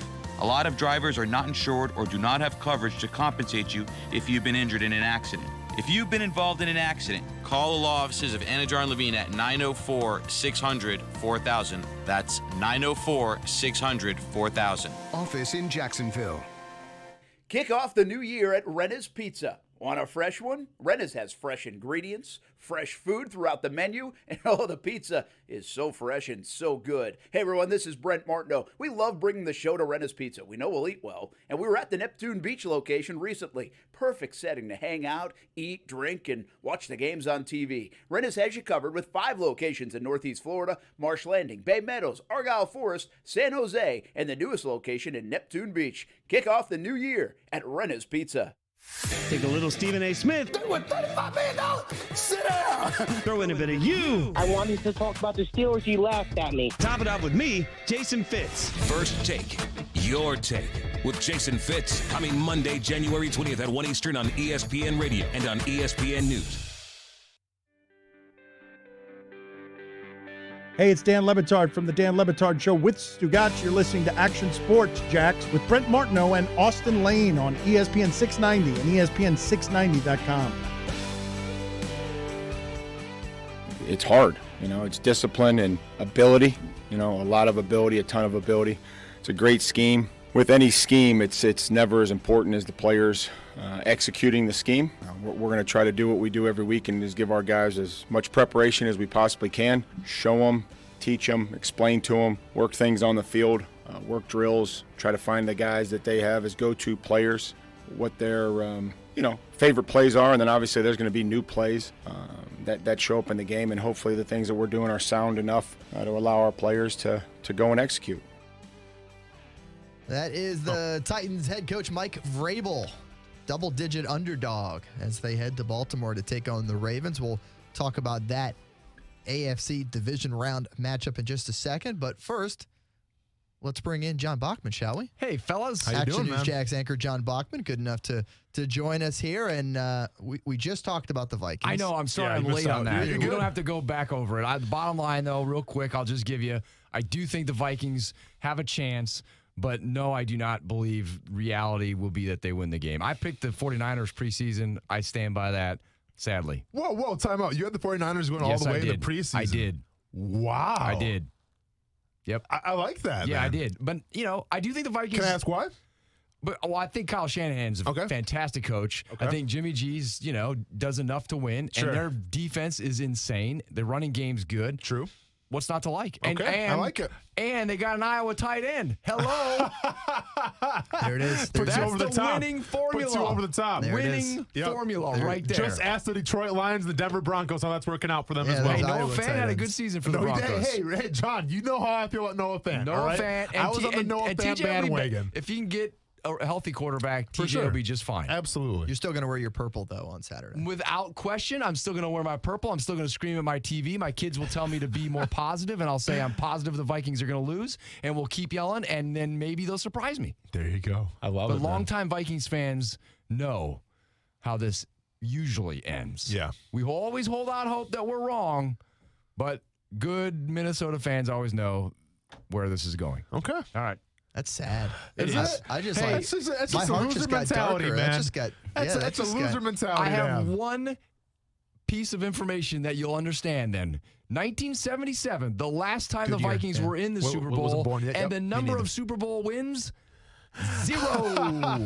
0 for 4. Is that back with the Purple People Eaters Yes. back then? Okay. 1977, John Bachman was 3 years old. The Wow. last time the Vikings were in a Super Bowl. Dang. They have never won a Super Bowl. Well, maybe they can conjure up some of the Purple People Eaters with their defensive line now. They certainly did it in New Orleans, John. They did do it in New They Orleans. did it in New Orleans. And they got a running game that can hopefully, do some damage. Absolutely. Anything's possible. That's why you got to play the game. Anything is possible. Any given Sunday, right? In this case, it's a Saturday. Any given though. Saturday on this case. All right, real quickly, before I tell you what we got going on Yes. CBS 47 and Fox 30 Action News Jax at 5, I'm going to not go too dark on you like Appreciate I did yesterday. that. Thank But let's talk real quickly Tracy Chapman.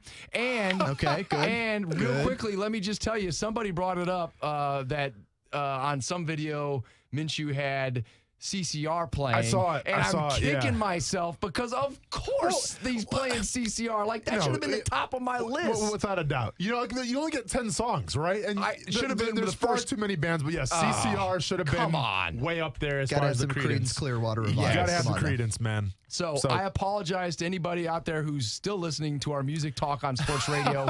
Everybody. that I messed that one up. At I last take full check, by the way, I responsibility. think he's in Texas. I saw him wearing a Okay. cowboy He is, hat on okay. the gram.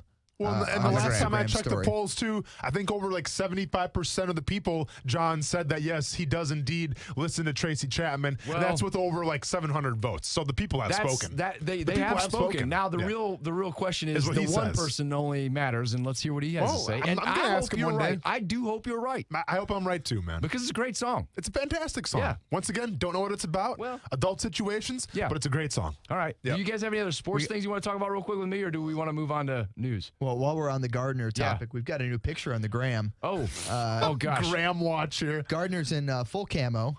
Well, of course. He's got a Jags beanie on, and it looks like 4 or 5, maybe 6 birds around his neck hanging after a successful hunt. What kind of birds duck are hunting? they? Duck? They Pheasant? appear to be duck Not or pheasant. mallard. Yes. Yeah, they Okay. got to be duck because it's not pheasant season. I don't Look think. like ducks. Okay. Yes. Okay. All right. Yeah, he has them all in a row. So those are not camo jorts. He's in actual hunting gear. What'd you say? Ducks in a row? Yeah. Yeah. Okay. I got you. Yeah. Sorry. Yeah. I didn't mean to steal your thunder on your joke. No, there, that's Stuart. okay. They're supposed to Thunder just or just a little pop? It is what it is. Whatever.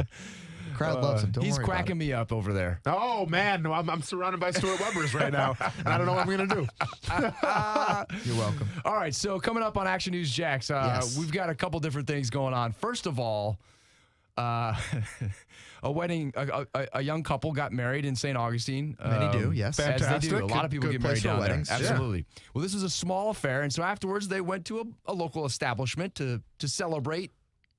Get a couple basic beverages. Yes, Nothing a wrong with couple that, of beverages man. to Yeah. celebrate their new union. As you and should. They brought the wedding gifts in a bag. Basically, the gifts were cash, apparently, and cards. Okay. And they brought the gifts to the establishment Instead of, left say, that putting them in a car. wherever they should have put them. Yes, Correct. They brought them with them and put the bag on the table at the establishment, and lo and behold, it disappeared. Dang. So now investigators are involved. Investigators are looking for 3 people. They have identified 3 people they're looking for. Busted. So Dang. we'll see what happens with that. So was it Yes. all money, though, or was it gifts as well? Like, Well, someone got like a brand new bread maker someplace Well, right it was now? a bag. It wasn't. I mean, so Okay. no, I do not think there would be a bread maker in that bag. Everyone just been. gives I'm cash guessing now. it was great wedding Everyone just gift. does cash or Not cards. me. Not me. You're a Maybe it was gift gift guy? cards. Thanks to the movie Old School with Will Ferrell. Okay. The whole bread maker scene. Yeah. Yeah. So You still give bread makers. I gotta give out bread this just makers, in, man. Don't invite Austin Lane to your wedding. When my Unless you like like bread. Unless you like bread. When my fullback got married back in college, our fullback got married a couple years ago. He said just go online and you can register whatever at Target or whatever it is, Bed Bath and Beyond. Oh no, I went 12-speed bread maker, man, and I wrapped it up and everything for him. And do they still make 12 bread? speeds? Are they still married? Bread? I don't know. They are still married. Okay. I doubt he's ever actually made bread. 12-speed bread maker? 12 Can you make bread at different speeds? Oh, you better believe it, man. Why would you ever make it slowly? John, why would you ever make it slowly? Make it the fastest speed all the That's time. how you get different types of bread. No. You get like the mountain wheat bread versus sourdough, man. If you go sourdough, with gosh. the yeast, it takes time to rise and get that flavor in. Yeah. So sometimes you're in a rush. Rye at speed 7. If you want a good rye bread, you got to go on for speed. the Reubens? Yeah, man. You got to go speed 7. No kidding. Yeah, step your bread game I up. know you're kidding.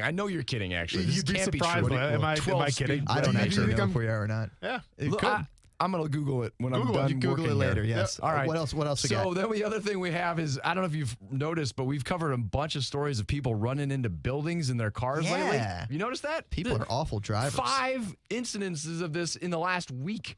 Jeez. So, people are on their phones. Get off your phones, people. well, there's a lot of that. There's always the case of somebody mistakens the the brake for the gas, etc. Yeah, I mean, there's only 2 of them down there. It's hard. It's complicated. Yeah, sometimes they don't 3. usually there's Used to be 3. Old days there were 3, but used to yeah. be 3. Anywho, so we're looking into that issue, and we Why did some research, Okay. and come to find out, Florida leads the country in this dubious distinction. I am not shocked by that. See, I wasn't either, because you could make a bunch of different arguments as to why that is the case. Having grown up in South Florida, where there are so many retirees and snowbirds. Well, yeah, that does not shock me. Well, that's the thing. You don't have cold weather, so that kind of helps out a lot.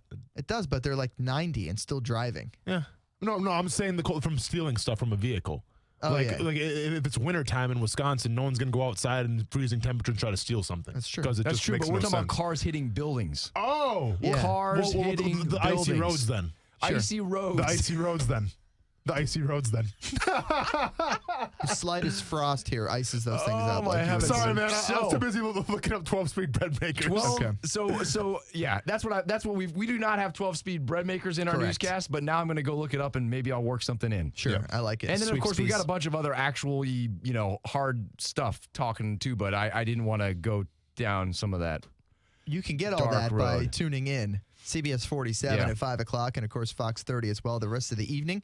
John Yep. Bachman will have all those big breaking news stories, whatever's going on in the world. There will not be any Tracy Chapman in our bump music either, unfortunately. No? No, not today. Okay, That's maybe a bummer, tomorrow. man. But maybe these people are driving fast cars into the buildings. I don't know. It's possible. Yeah. Craziness, though. Okay. Yeah. I Guys- did see it. I did see one of those interesting stories where they put the new signs in to Yes. try and keep people from Yeah, driving the off city the road. actually came to bat for these neighbors, Yeah. and that's good. They've helped Helps to some a little degree. bit, sure. Yeah. But in the end, really, it just comes down to the drivers, right? Let me ask you this: Have like roundabouts really made their way to Florida yet? I mean, like I know, like by Southside, there's one. Yeah, there's, But, like, there's some like by up in Amelia, especially there's on the more. beaches. There's one. There's one down. Okay, There's up actually. north. Oh, the one on 5 Points. Is it 5 Points on like downtown area? Well, there's definitely Riverside? not. Yeah, that's kind of a roundabout at 5 Point. Well, I mean, it's a chaos. It's whatever it is. a Technically, the new 5-point St. intersection, which Augustine is why one it's chaos. right downtown, they just added one. New one in St. Augustine downtown. Yeah, there's also one at the beach over there by Michler's. There's one just west of in between the beach and the bridge. I will say, when I was in Ireland a couple months ago, I mean, it was all roundabouts. Yeah. There was like no traffic Well, lights. they're super efficient, They're but when very people efficient. don't know how to use them, it can be an absolute nightmare. That is accurate. Yeah. Yeah, I think people are up to speed on those things by now, though. I would Oh, think. John, you'd be surprised. John, Up to too high of a speed. Perhaps. John, that's, you live in Florida. Be real here, man. You know what we're talking about now is What's the that? diverging diamonds. So Hit this me is with the it. new Yeah, rage. that's the This is You know it. what this is? Yeah, this Okay. is the thing. It's on So- Action News Jax. You should. Yeah, just tune in every once in a while, Tune in Austin. You'd be sometimes. educated. It's on my DVR. I'll check it out tonight. What's yeah, that's up? what you said yesterday. so there's already one going in up on 200 at 95 in Yulee. I think that's technically Yulee there. Yeah. And then there's another one that they're talking about putting in over. Now I'm drawing a blank. Is it over off of Yes. Beach? It might be off of JTB. It's over. It's a new way that makes you drive on what seems like the wrong side of the road, but it makes sense when you do it. Yeah, you basically, yes, it helps traffic flow. It's amazing. It looks weird, but it's the thing. I'll check it out. And in fact, we were talking about this just yesterday in the newsroom, and someone brought it to my attention that the designer of the diverging diamond won all kinds of awards for doing such engineering feat. They won the drivey. That's the name of the award. So this dude like dominated Sim City as a kid and decided to be like a city planner, and he came up with these divergent diamonds, and now he's being celebrated. Hey, if he patented it, he is celebrating all of us right now. He's hanging out with Shad Khan. Yes. I don't know what these things are, but when I look them up, they better be legit because you guys are really talking these things up well right now. They are legit. They really are. We've spent 5 minutes talking about these divergent diamonds. I can't wait to see what these things are all about. I hope sports radio fans, they're all in their cars, right? A lot of them. I mean, so the people who are listening, a large portion are drivers, right? Now, so they probably care a lot more about this than they do Tracy Chapman driving fast cars, or the Minnesota Vikings for that matter. The Minnesota Vikings. Thank you. I appreciate you. You're right. That's probably true. Well, that is what you can expect tonight on Action News Jax. All the excitement of driving and driving into buildings, and how it affects you as a person. Okay, we're going to get back to the sports talk here in a minute. Let's do it. A big thank you to John Bachman for stopping by and giving us the latest. John, so we're actually doing a game today, and do you want to get a little taste, a little appetizer of what we're going to do? Can I? We're kind of putting you on the spot right now. Oh, boy. All right. So did you hear the Met Rules press conference yesterday? No. For the parent? Okay, I mean, it was like a college recruiting video, basically, right? Like, I mean, people are excited. Mike McCarthy had his kind of press conference yesterday, his introduction. Was it a little more awkward? No, yeah, because he actually lied about it. Like, we'll share that later. Oh, okay. Yeah, that was an absolute nightmare. Oh. My question to you is, what kind of points would you bring home if, say, you're the new coach of the Minnesota Vikings, Mike Zimmer, who's 95 years old, on the back nine of his career, obviously. Say you come in for Mike Zimmer, Minnesota Vikings head coach, the press conference. What are some of the first things that you're driving home for points? So you're assuming that I would have a whole bunch of football knowledge, which, of course, is not fact. To be fair, yes, it's not about the football knowledge and the X's and O's from these press conferences. It's about getting people excited. You're right. Winning the press conference. You're right. You're right. Yeah. Well, you're talking to the fans at that point in time. Correct. Your messaging needs to be to the fan. Correct. You need to, if you're taking over a franchise that has had troubles in some department in the past, you need to let fans know that you are addressing those troubles as top priority, and they will no longer be troubles. In fact, they may be strengths going forward. Okay. That's what I would do. Okay. Because really, if you're coming in, you're probably replacing a coach that's been fired, and there probably have been troubles. Correct. Rarely are you coming in for a coach who's retiring like a Belichick on the top of his game, and you would come in and go, well, I'm going to do pretty much everything the same. So your philosophy is you address the struggles and you make them the strengths. Yes. I like that. That's what I would do. Cool. Yeah. That's all we Everything needed. is an opportunity.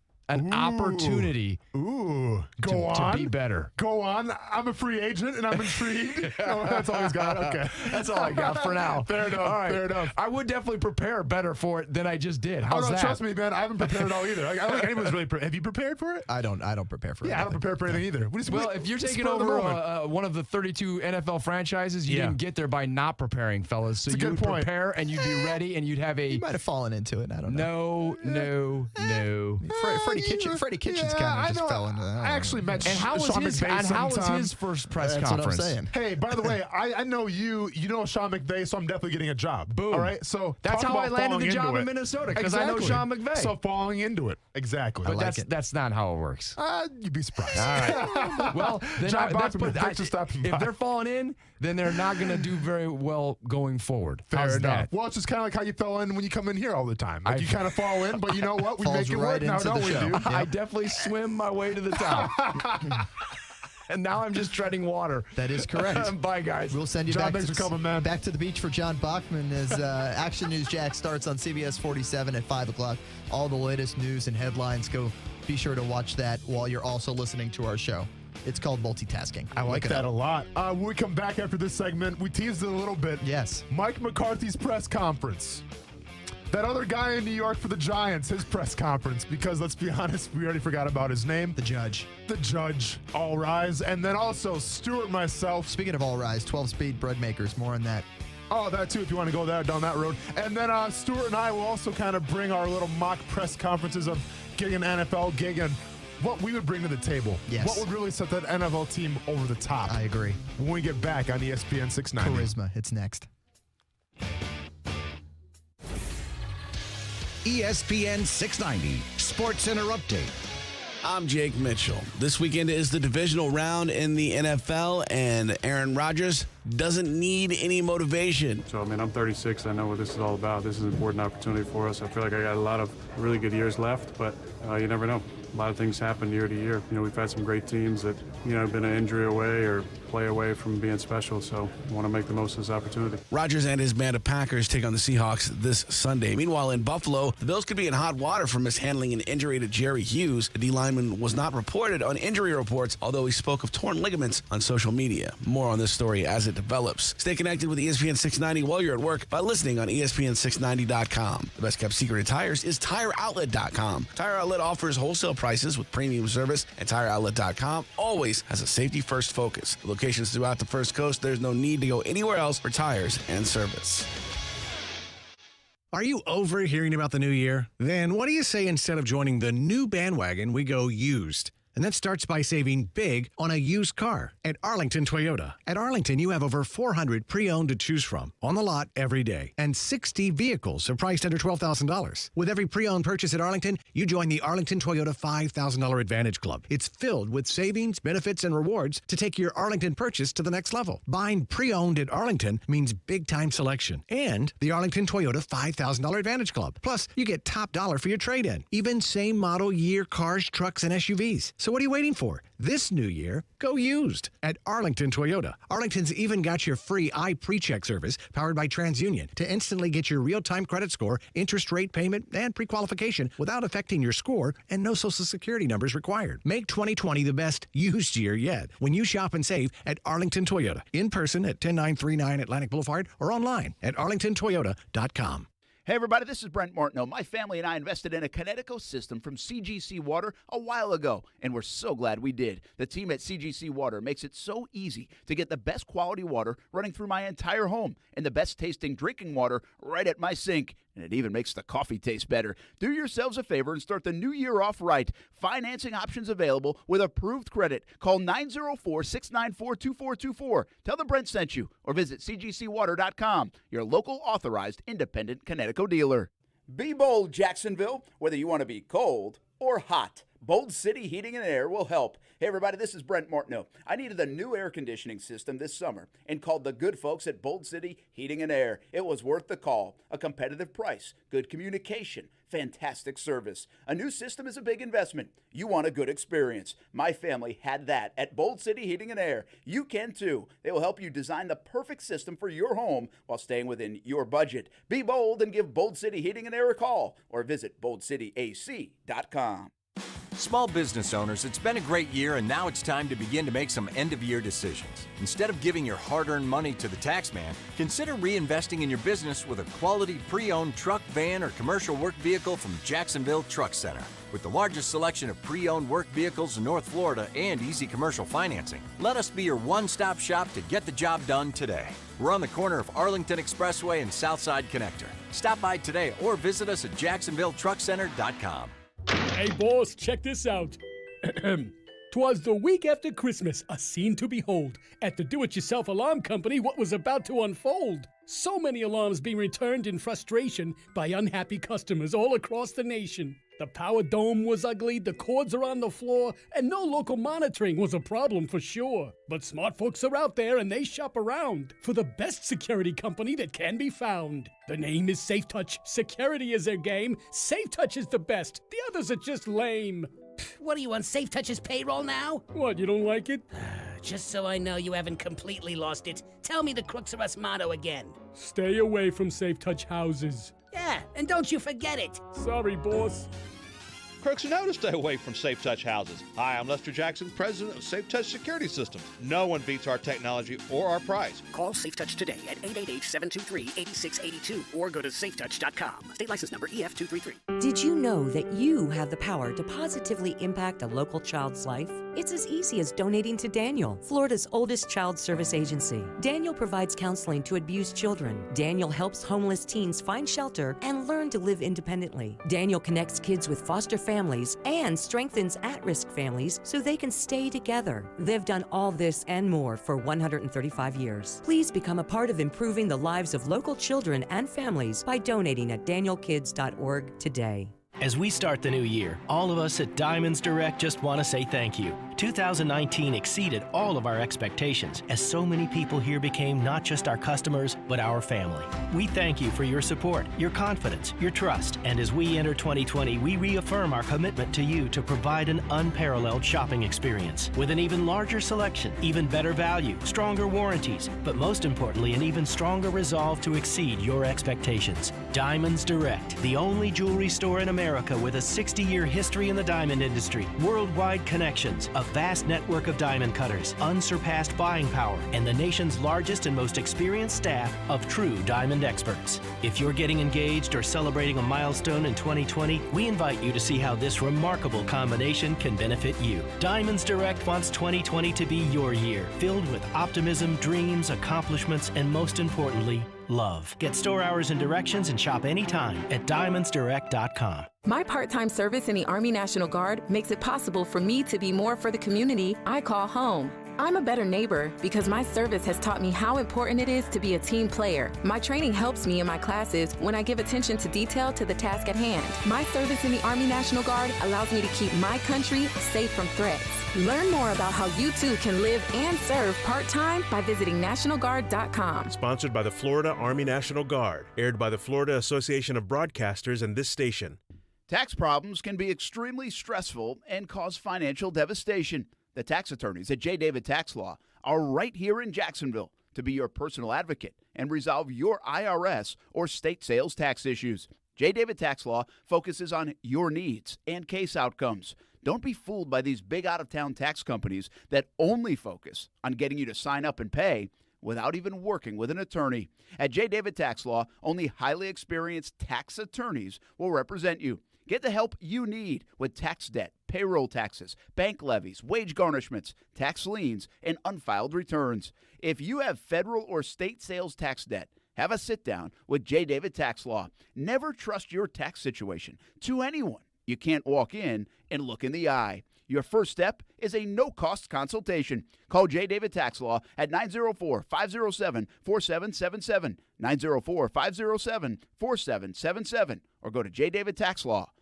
2020 models are on the lot at Arlington Toyota. And if you want to get behind the wheel of one today without buying, then all you need to do is rent a Toyota. Yes, rent from Arlington Toyota. Toyota Rent-A-Car is the best way to try it before you buy it. And renting from Arlington Toyota puts you behind the wheel fast and easy. So if you've got a road trip coming up, long weekend with friends, or maybe you just want to try out all the new 2020 bells and whistles, Toyota Rent-A-Car at Arlington Toyota has just what you need, with an amazing selection of 2020 Toyotas that are ready to hit the road today. Everything about renting a Toyota from Arlington Toyota is easy. They've got amazing 2020 models, simple online reservations, and their staff is always eager to help. 2020 models are ready to go, so if you've got a new 2020 ride on your mind, why not try it before you buy it with a Toyota Rent-A-Car from Arlington Toyota? Just visit arlingtontoyota.com, that's arlingtontoyota.com, and get your online reservation started today. Oye, amigo, it is the Dan Le Batard Show on ESPN Radio. And this guy writes in, where was all this Masvidal love before his recent success? Real fans have had his back for a long time. The Dan Le Batard Show with the Stugats on ESPN Radio and ESPN News.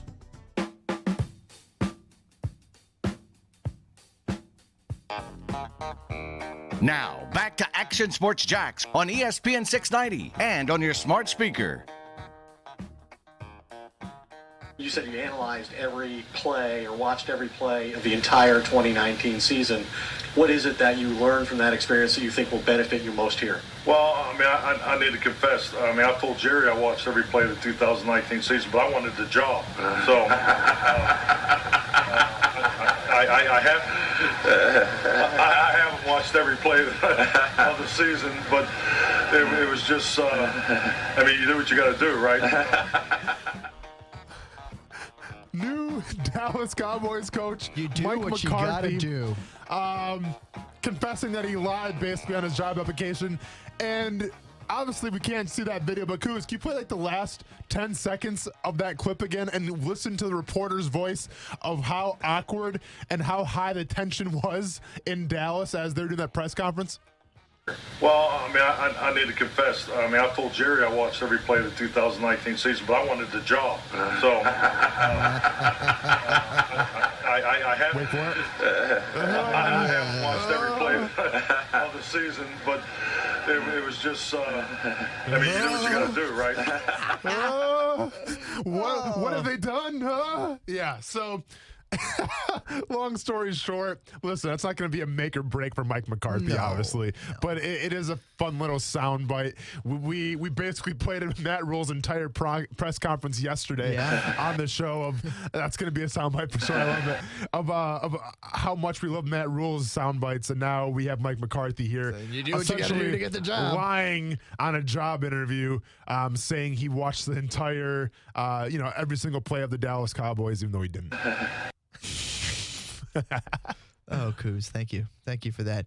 Hey, I mean, he had the time to watch every play. I don't know why he wouldn't. Yeah, I mean, you're doing all these analytical stuff and you're studying the NFL. Why not watch every single play? It seemed very plausible. Yeah. That you could watch every play while you're as an unemployed coach.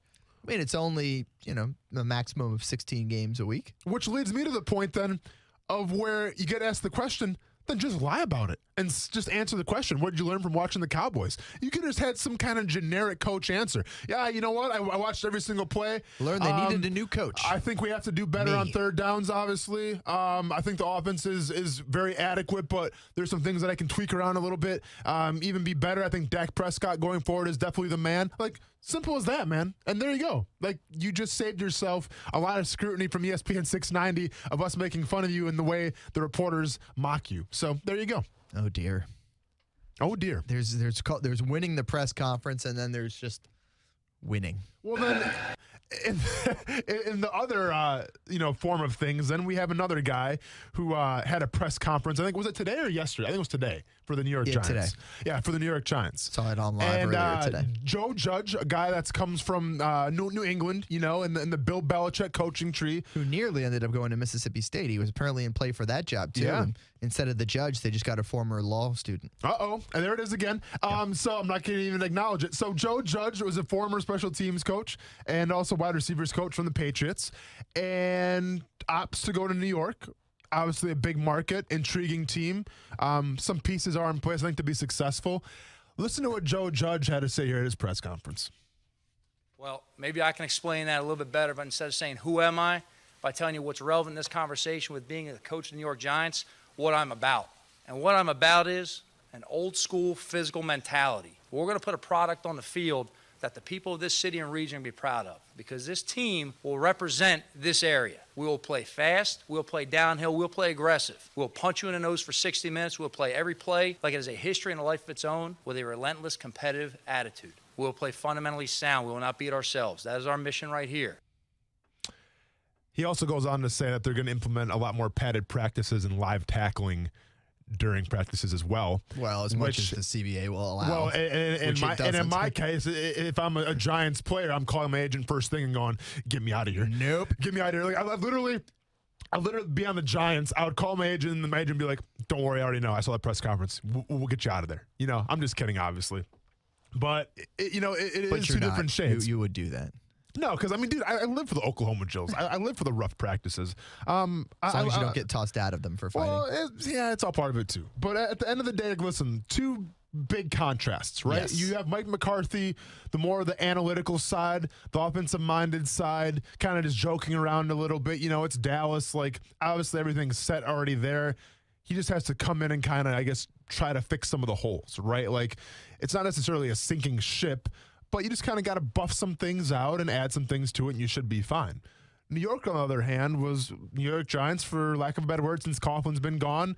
It's been a dumpster fire, okay? Yes. And this needs a complete overhaul. The Giants are a team that needs someone to come in there, change the culture, change the way they go about doing things, and we'll see if Joe Judge is indeed the guy. But I like Joe Judge's press conference from the standpoint of it echoed a lot of that culture stuff, right? It echoed a lot of that Bill Belichick type of speak. The problem, though, and the problem with all Bill Belichick's coaches that come from his tree is the fact that, are you trying to be too much like Bill Belichick and not be yourself?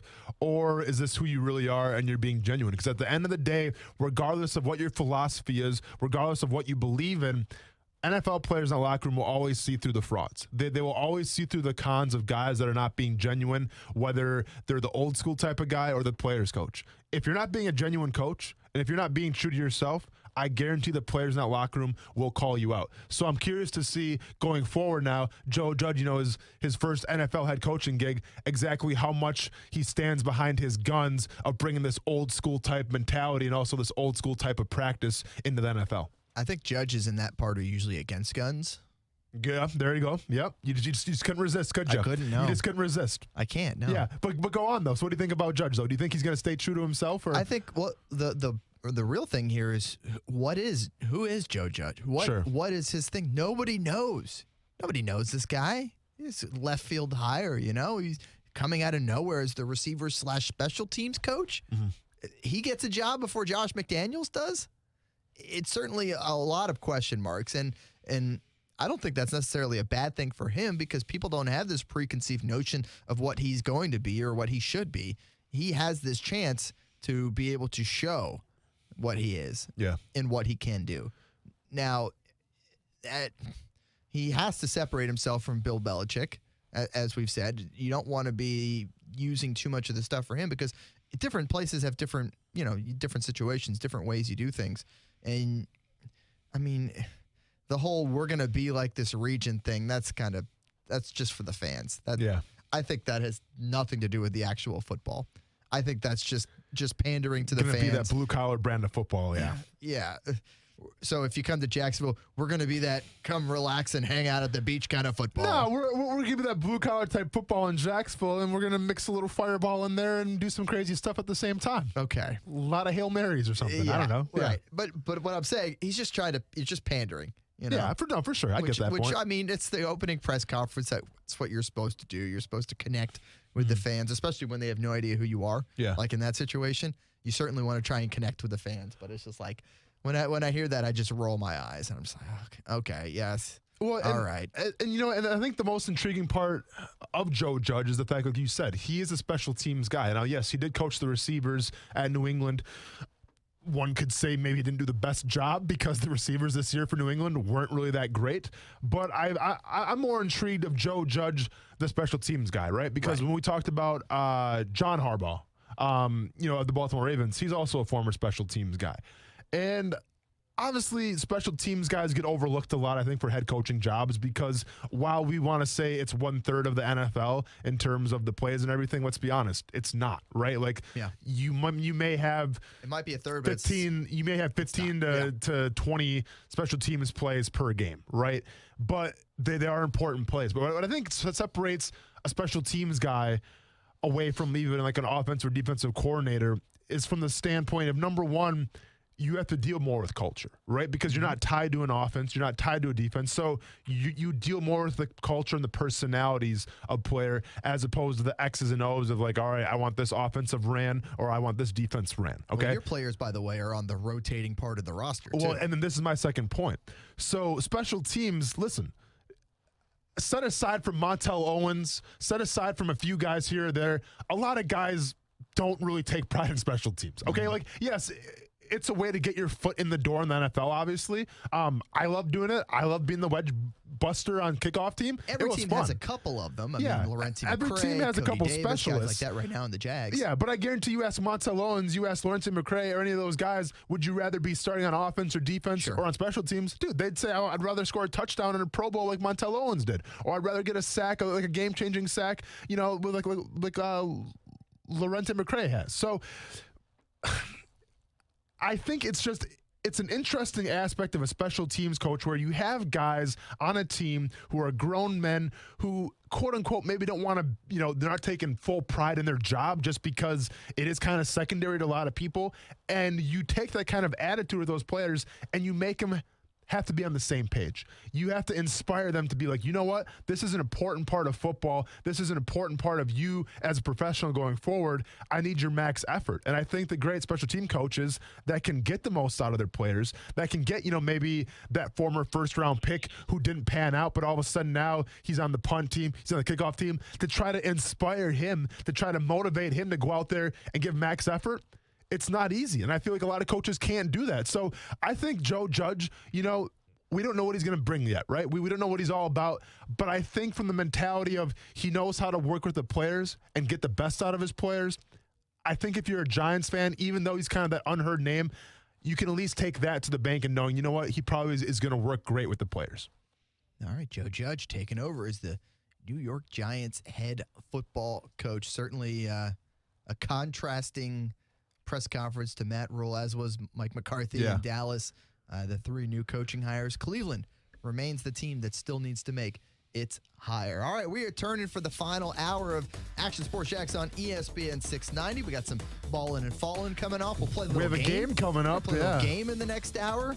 That's all coming up, so stay with us here on ESPN 690.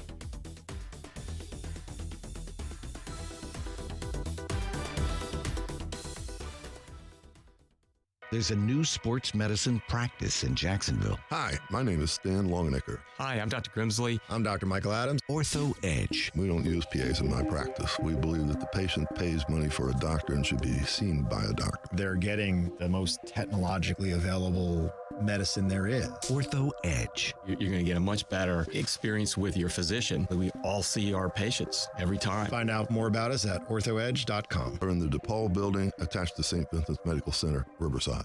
You wouldn't draft a linebacker to play as your quarterback, right? It's the same thing as when you're going to hire your next teammate. LinkedIn will match the right talent with your open roles fast. Post a job and you'll get great candidates with the right mix of skills, interests, and experience. So every hire you make is a win for your business. Go to linkedin.com/sports and get $50 off your first job post. That's linkedin.com/sports. linkedin.com/sports. Terms and conditions apply. The Home Depot delivers on your terms. Just say when, where, and how. Get free delivery on over 1 million items. No membership required.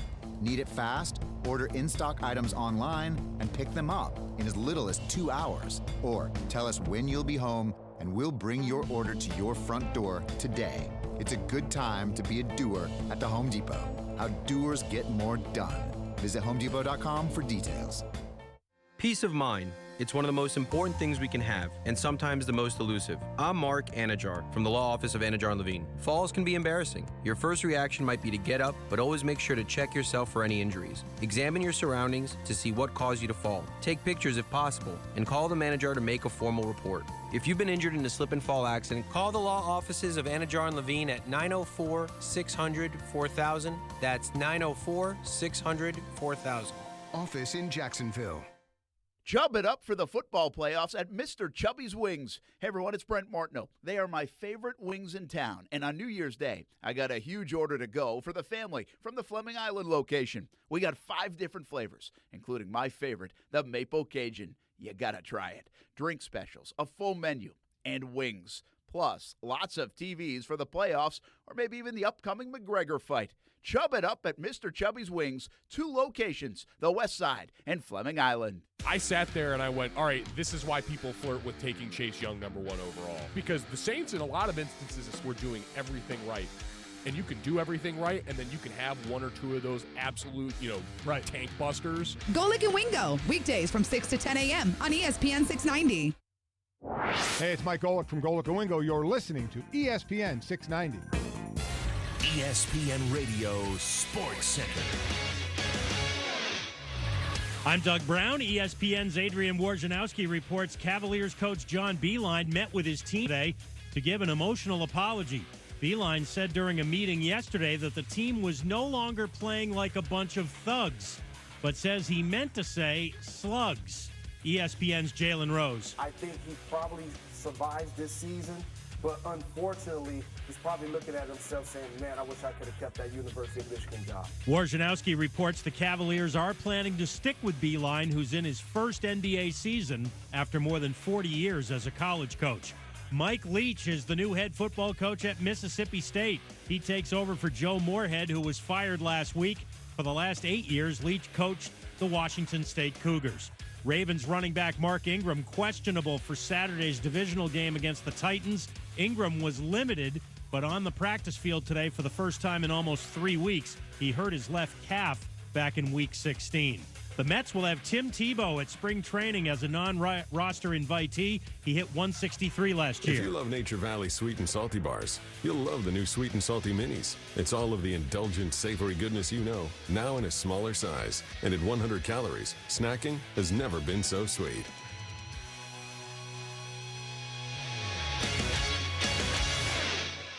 Broadcasting live from the ESPN690 Anajar and Levine studios. Anajar and Levine Accident Attorneys. Call 904-600-4000. That's 904-600-4000. ESPN690. Jacksonville's home for ESPN Radio. WOKV Jacksonville. Listen live everywhere you go on ESPN690.com. ESPN690, a Cox Media Group station. Brent Martineau. You see him every day on CBS 47, Fox 30, Action Sports Jax. Austin Lane. He's a former Jag star and current MMA fighter. Broadcasting live from the Anajar and Levine studio. This is Action Sports Jax on ESPN 690 and ESPN690.com. I love winning, and whatever it takes for us to win, that's the most important thing. You know, I'm the age now, I believe, that Brett was when I was drafted. You're obviously closer to the finish than the beginning. The most important thing is winning, and I know how difficult, a couple of those years were when we weren't winning, and how the last couple of years were here.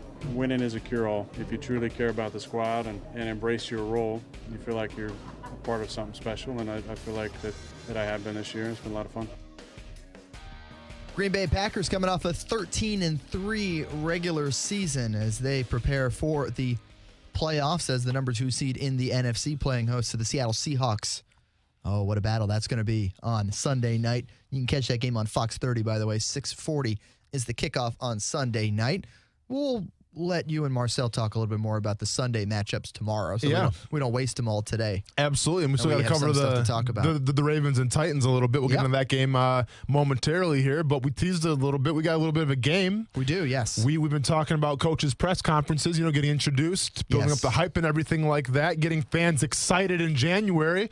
So I figured, what a better way to celebrate some of these press conferences, and what a better way to kind of get a glimpse of each other's personalities, and myself and yours, where what we think is important in a coach's press conference, what we think is important in a coach's philosophy to be successful in the NFL. So here's what's going to happen. We're going to have our producer, Kuz, is going to assign us random NFL teams, and we're going to get announced as the head coach. We're going to come out in the press conference, and we're going to give our introductions, preferably maybe 1 or 2 minutes to be radio friendly. And maybe less, depending on how much we can think of. Well, in true Stuart Weber and Austin Lane fashion, we have completely improvised this. We have taken 0 notes. Improv comedy. It's going to be a freestyle. But to be fair, though, I mean, I've always freestyled everything. Whether it's like my wedding vows, I wrote those 10 minutes before the wedding started. Okay. Whether it's my Hall of Fame speech, I was literally writing the speech out when they introduced me up to come up to the podium to give my speech. So, also risky, yes. Yeah, but it's just the way I live, man. So you live your life a quarter mile at a time. Yeah, I think you and P-Dubs. Yeah, exactly. Yeah. R.I.P. to P-Dubs. Yeah, R.I.P. P-Dubs. So, Stuart, we'll let you go first. Oh, of course. You can set the tempo. Why not, right? Kuz, go ahead and assign Stuart a team, and let's hear what this coach is bringing to his press conference. Your team is the Miami Dolphins. South Beach Gary's going to have a field day with you. Does he still listen, by the way? I think so. Is he still out there? Oh, yeah, he's still out there. Okay, well, call in, by the way, South Beach Gary. And any of our listeners, if you want to call in and give your coach's acceptance speech, feel free. All right. First of all, he's sitting down. He's sitting down at his own press conference. You want me to stand up? We got microphones where I'm sitting down. I'm just messing, man. Sitting down at his own press conference. Think he runs the place already? All right, I'm standing up now. All right. We're all standing up now. I'm not going to stand up for that. Unbelievable. If I'm a free agent, I'm watching this crap show take place, I'm signing someplace else. It's a radio show. I'm kidding, man. Golly. You have to get you have to get in the moment. All right, here we go. Stuart Weber of the Miami Dolphins. Hello, and thank you all for coming out today to celebrate the new era of the Miami Dolphins. Don Shula. I don't know if you've heard of him. You'll forget him by the time I'm done with my time here in South Florida. 328 wins, might be number one when it comes to the NFL. Most winningest head coaches in the history of this game. That number will be long forgotten after the Stuart Weber era is complete here in Miami. Joe Robbie Stadium will be renamed. It's not Joe Robbie anymore, by the way. I don't know what it's called. Don't! Joe Robbie Stadium will be renamed Stuart Weber Stadium. Mm-hmm. And not only one statue will be outside, but at least 5 or 10. Okay. Surrounding the entire one. The reason I tell you all this now is to let you know of the greatness that is to come. The excitement that this fan base can have. Half the seats are going to be converted to beach. That way you don't have to decide between going to the beach and coming to the game. It's just going to be sand in the arena, in the stadium. You can come sit in the sand and enjoy your Miami lifestyle while you're here at the game for the Dolphins. You've heard of tanking for Tua. We're just going to tank every year until we have the best roster in the NFL. 10 years, no wins. 40 years, undefeated seasons in a row. That's how things are going to run here under my tenure. So get ready for 10 awful years of football, followed by the best 40 years of football you have ever seen. See, I'm setting a low bar, and then I'm going well above it. I see what you're doing here, and you also have a plan in place. Putting a plan in place so that we have the best players in all of college football. Not to mention in college football. pro football, excuse me. Hey, what are you coaching right now? I'm coaching whatever I want to coach. Okay, apparently. You calm down. Okay. I hope you get an awful team, I'm too. part in of the a media. second. I'm part of the media here. The media doesn't get to talk till I'm done. Okay, well, someone should talk. All right, keep going. By the way, no media ever. You're out. You're gone. Your press credential's been revoked. Okay. All right, I'm good. We're going to go win all the games. That's okay. it. That's Win all I the got. games. All right. Now, honestly. Oversell. How do you think you did? Under-deliver. How do you think you did? I think I did pretty good. I think I sounded like the best coach of all time. Okay. I oversold, and now I'm going to under-deliver. Well, I'll tell you what. You're trending on Twitter. I'm not sure if it's for the good reasons or the bad reasons, but you are trending on Twitter. People want to come play for me. This is right up there with Adam Gase's introduction, just to let you know. My eyes are not going crazy right now. Because you didn't stand up. All right, Kuz. Because the camera's at my level. Hit me with it. Your team is the Washington Redskins. All right. But by the way, before we get started with that, very impressive to throw out all those stats out there off the top of your head. I'm not sure if those are true stats with the wins and everything from I Shula. Googled it. It's right here. It's called Google. Oh, so you're cheating. So this wasn't really a freestyle. I Googled winningest head coaches in the NFL. Bringing notes to the press conference. Interesting. Okay, Kuz. I'm sorry. Who do I got again?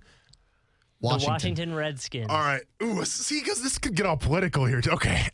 Here, I'll be Dan Snyder. Yeah, that's exactly that's the first problem. Well, folks, it is time. Happy Thanksgiving to everybody. And let's welcome in our new head coach, Austin Lane. Dan, thank you very much. You're welcome. Let me start off by saying that no, I'm not going to have Queen play in the background for my press conference. Maybe that's how they do in Miami, but I'm trying to build something here in Washington. Let's go ahead. I had Rocky in the. I had the Tiger. All right, so let me start off from the beginning. All right, yeah. All right, Dan, thanks for the introduction. Believe me when I say it's a great day to be a Washington Redskin today. All right, I've been around this game a long time, and I've seen how these press conferences go. You want to hear what I'm going to do on offense, what I'm going to do on defense, on special teams. I'm not here to say anything like that because I'm going to be honest with you. I don't know what I'm going to do. I need time to evaluate the talent that I have before me, and then I will make those decisions. But I will say this, though, about the Washington Redskins and the culture that I will be building on this team. You can expect 3 things from us. And if you're in the NFC East, you should be listening to us right now because I'm telling you what we're going to do. 1 in 8 chance. Got it. We're going to run the ball, we're going to stop the run, and we're going to have fun. If you can stop us from doing those 3 things, you're going to beat us. But guess what? I'm here to tell you, Cowboys, Eagles, who's the other team? Giants. Good luck. All right? Good luck. Because at the end of the day, I'm committed 110% to this team. And it only goes to 100. It goes 110%. Get that media guy out of here. At the end of the day, listen, I don't have this magic potions book where I'm going to throw something out there and we're going to turn the season around. It's going to take hard work, dedication, and discipline. And those would be 3 pillars that I implement to the Washington Redskins. And if the guys buy in, like I'm going to buy in, like the coaches will buy in, and like the community, like the Redskins fans should buy in. If we're all in this together, we're going to have something special here, guys. I promise you that. Once again, it's a great day to be a Redskin. Have a great day. Okay, now in recap, I probably shouldn't have said it's a great day to be a Redskin. No, right? probably not. No, so that was my bad. Yeah. So there's going to be another press conference and me apologizing for that. Maybe. I don't know. But you see what I'm trying to get at. You see what I'm trying to get at. I see what you're doing. There you go. So there you go. At least I'm getting people excited. You're bringing sand to football fields. Sand to football field and 10 years of losing. There you go, man. Luckily, I've got a 11-year contract. So that 11th year, that's when we go undefeated, win the Super Bowl, and I get the renewal. Okay. So we're good. I like your style, man. Yeah, 10 years of losing. I like your style. Kuz, you want to do one too, or are you good? Yeah, I'm good. I figured you shocking were. there. I figured you were. I was going to make him do it anyways. Well, when we come back on the show, let's get back to the real world a little bit. Oh. Let's get back to the Titans. Okay. Taking on the Ravens. Okay. And just what percentage of chance do the Tennessee Titans have to go into Baltimore and shock the world? 110, because that's a thing. Hey, it's coach speak, man. Get used to it. All right, coach. All right. More on ESPN 690 when we get back.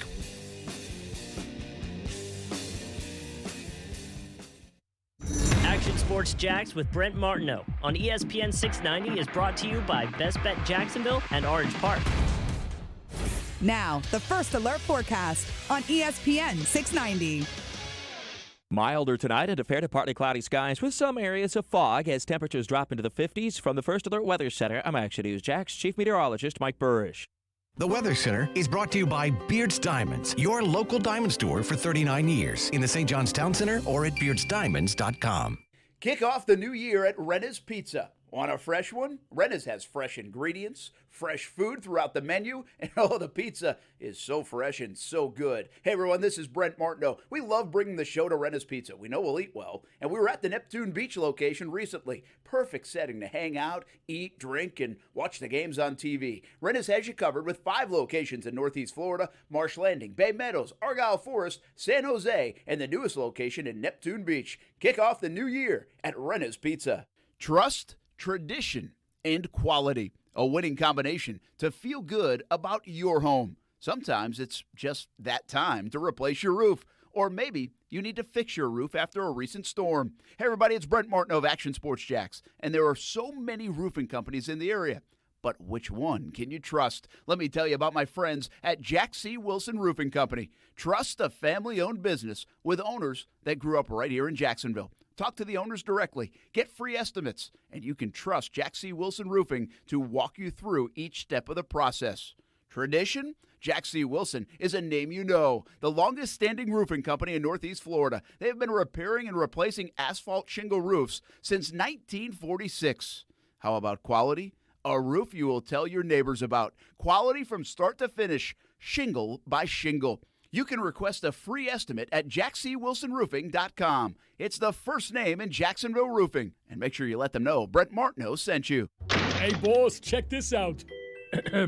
'Twas the week after Christmas, a scene to behold. At the do-it-yourself alarm company, what was about to unfold? So many alarms being returned in frustration by unhappy customers all across the nation. The power dome was ugly, the cords are on the floor, and no local monitoring was a problem for sure. But smart folks are out there and they shop around for the best security company that can be found. The name is Safe Touch. Security is their game. Safe Touch is the best. The others are just lame.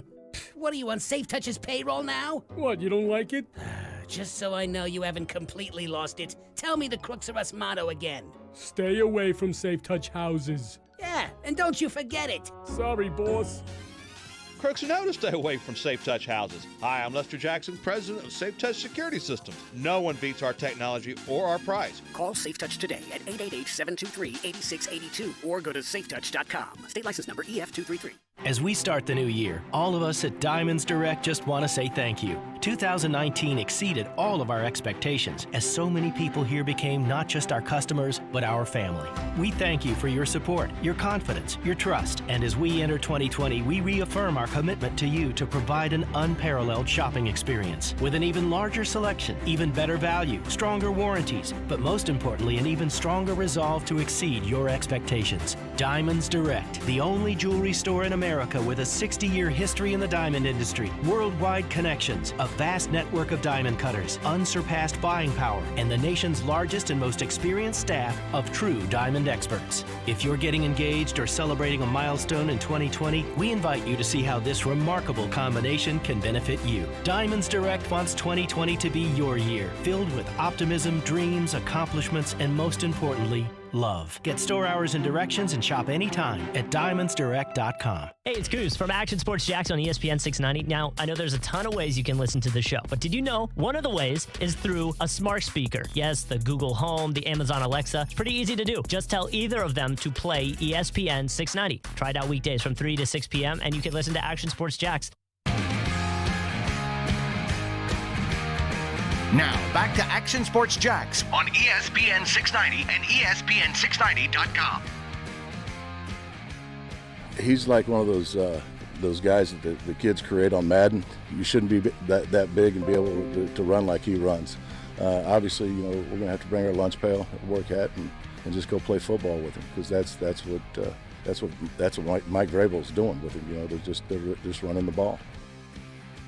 There is Wink Martindale from the Baltimore Ravens defensive coordinator talking about Derrick Henry and how in the world do you stop the Yulee bulldozer? Yeah. That's a question everybody's trying to answer right now. How do you stop Derrick Henry? The New England Patriots were unable to do it. Heck, none of the teams in the last 2 months of the season were able to do it. And now the Ravens have to try, or at least limit him enough to where your offense can outscore them. Yeah, and it's funny. Really, you just have to have one more point than them at the end of the game. Exactly. And it's funny because when you break down this Titans and Ravens game, I honestly think that if the Titans were playing the Chiefs, I'd probably take the Titans. Because I think that matchup's better for the Titans. I break down this Ravens-Titans matchup, and I almost feel like the Titans are like a diet version of the Baltimore Ravens, right? Because they have kind of the same philosophies where they want to pound the rock, obviously. They can rely on their play action passes a little bit, but both their games are predicated on the run. And both their games are predicated on playing fantastic defense. And I think if you're the Baltimore Ravens, and yes, Derrick Henry, obviously, he is the game wrecker. There's other guys around him, but he is the guy that you have to shut down. And if you watched any Titans football this season, you would see teams would believe in, all right, so let's go ahead and stack the box. Let's go ahead and clog the holes, and let's stop Derrick Henry. Let's take Derrick Henry out of the game. Well, what happens when teams did that? Well, it happens for the fact that Ryan Tannehill comes in and has one of the best quarterback ratings in all of NFL when he goes in. So Ryan Tannehill has kind of proven himself to be at least I don't want to say a game manager because that's kind of an insult, but a guy who manages the game.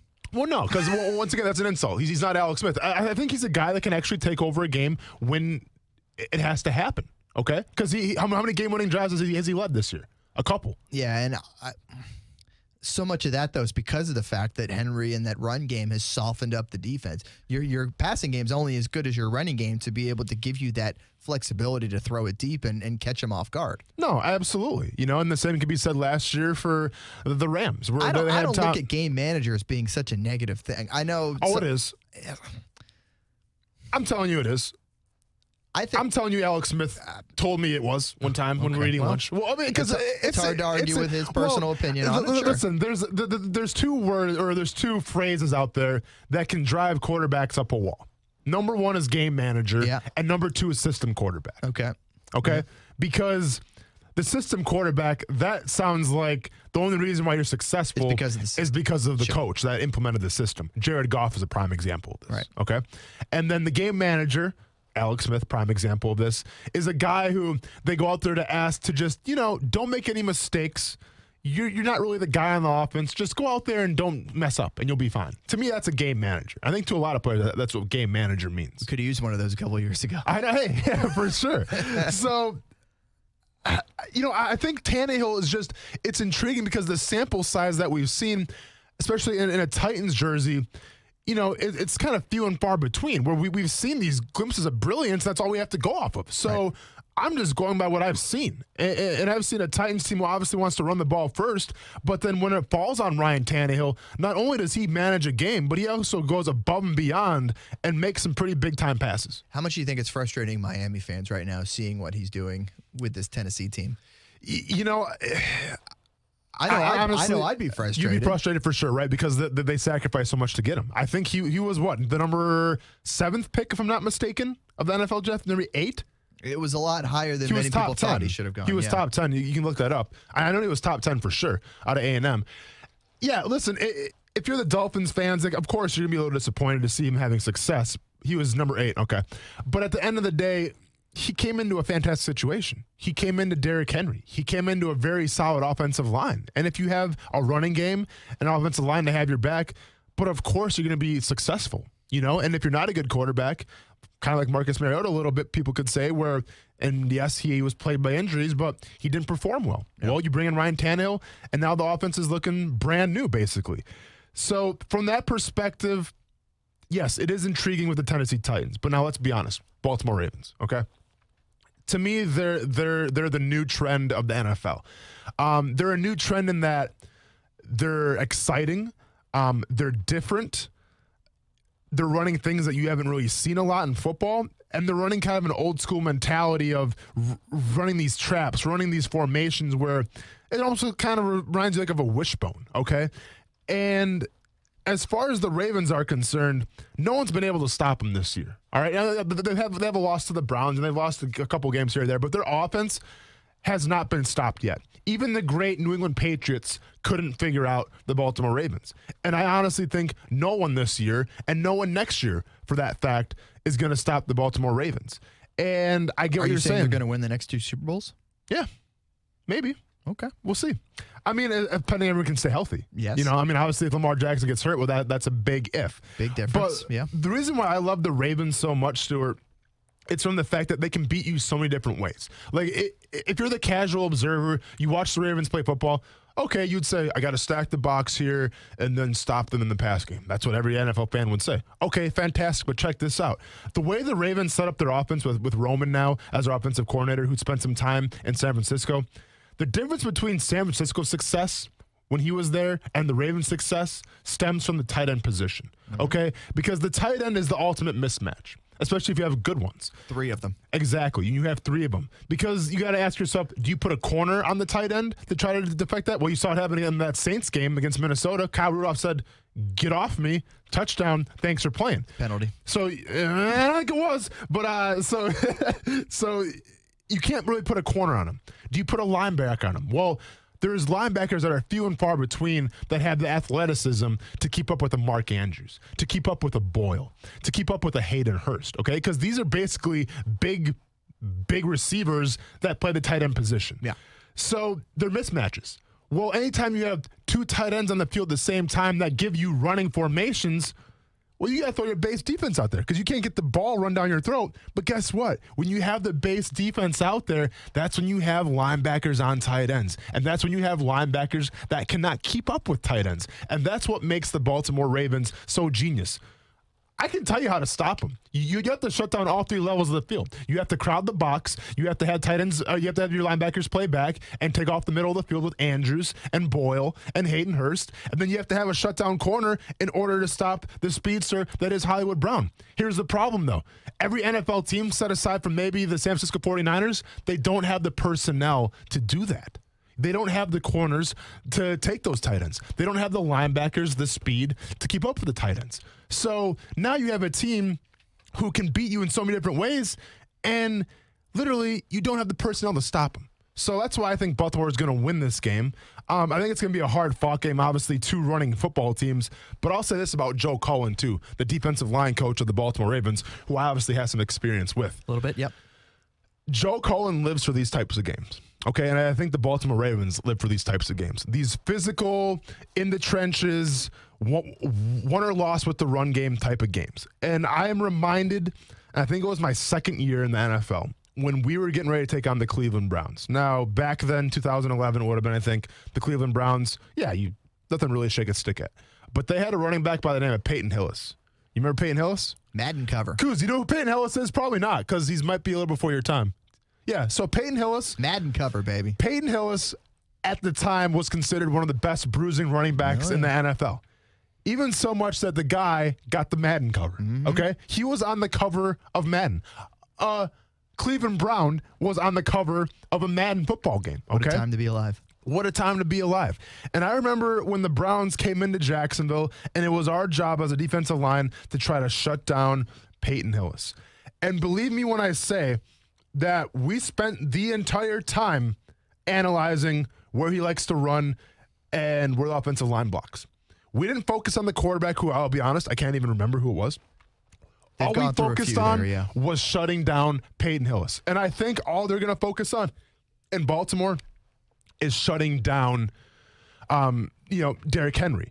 And I think if you want to compare the Ravens to the Patriots, I would take the Patriots secondary over probably anybody, right? The Patriots secondary is legit. Stephon Gilmore, one of the best cover corners in the game. Obviously, they shut down A.J. Brown last week in the wild card game. But if you look at the defensive line for the Baltimore Ravens, super underrated, super physical, and super disciplined. And if you have those three things at your disposal, you can shut down a lot of run games. So I think they're going to crowd the box, going to try to make Ryan Tannehill beat them. And Baltimore is, they're adequate in the secondary, if not pretty damn good in the secondary. And I think it's going to be tough sledding for the Tennessee Titans. There's a reason the Ravens are 14-2, and obviously a big part of that's Lamar Jackson, but it's also because of their defense that has played extremely well this year.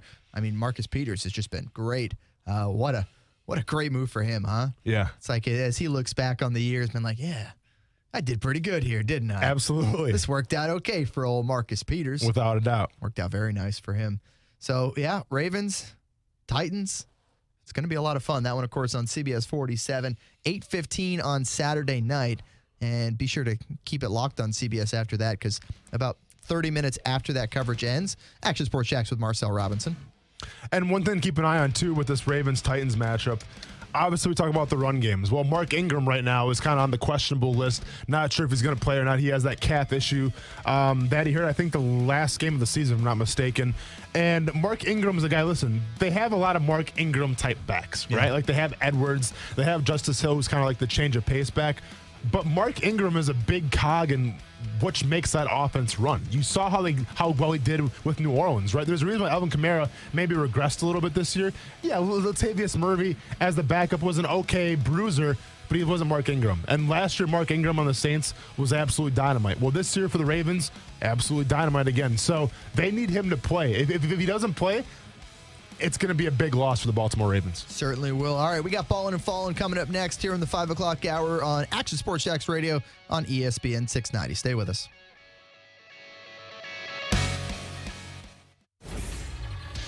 ESPN 690 Sports Center Update.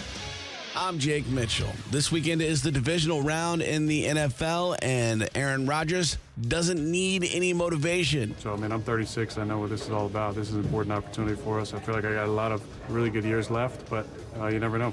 A lot of things happen year to year. We've had some great teams that, have been an injury away or play away from being special, so I want to make the most of this opportunity. Rodgers and his band of Packers take on the Seahawks this Sunday. Meanwhile, in Buffalo, the Bills could be in hot water for mishandling an injury to Jerry Hughes. The D lineman was not reported on injury reports, although he spoke of torn ligaments on social media. More on this story as it develops. Stay connected with ESPN 690 while you're at work by listening on ESPN690.com. The best kept secret of tires is TireOutlet.com. Tire Outlet offers wholesale prices with premium service, and TireOutlet.com always has a safety-first focus. With locations throughout the First Coast, there's no need to go anywhere else for tires and service.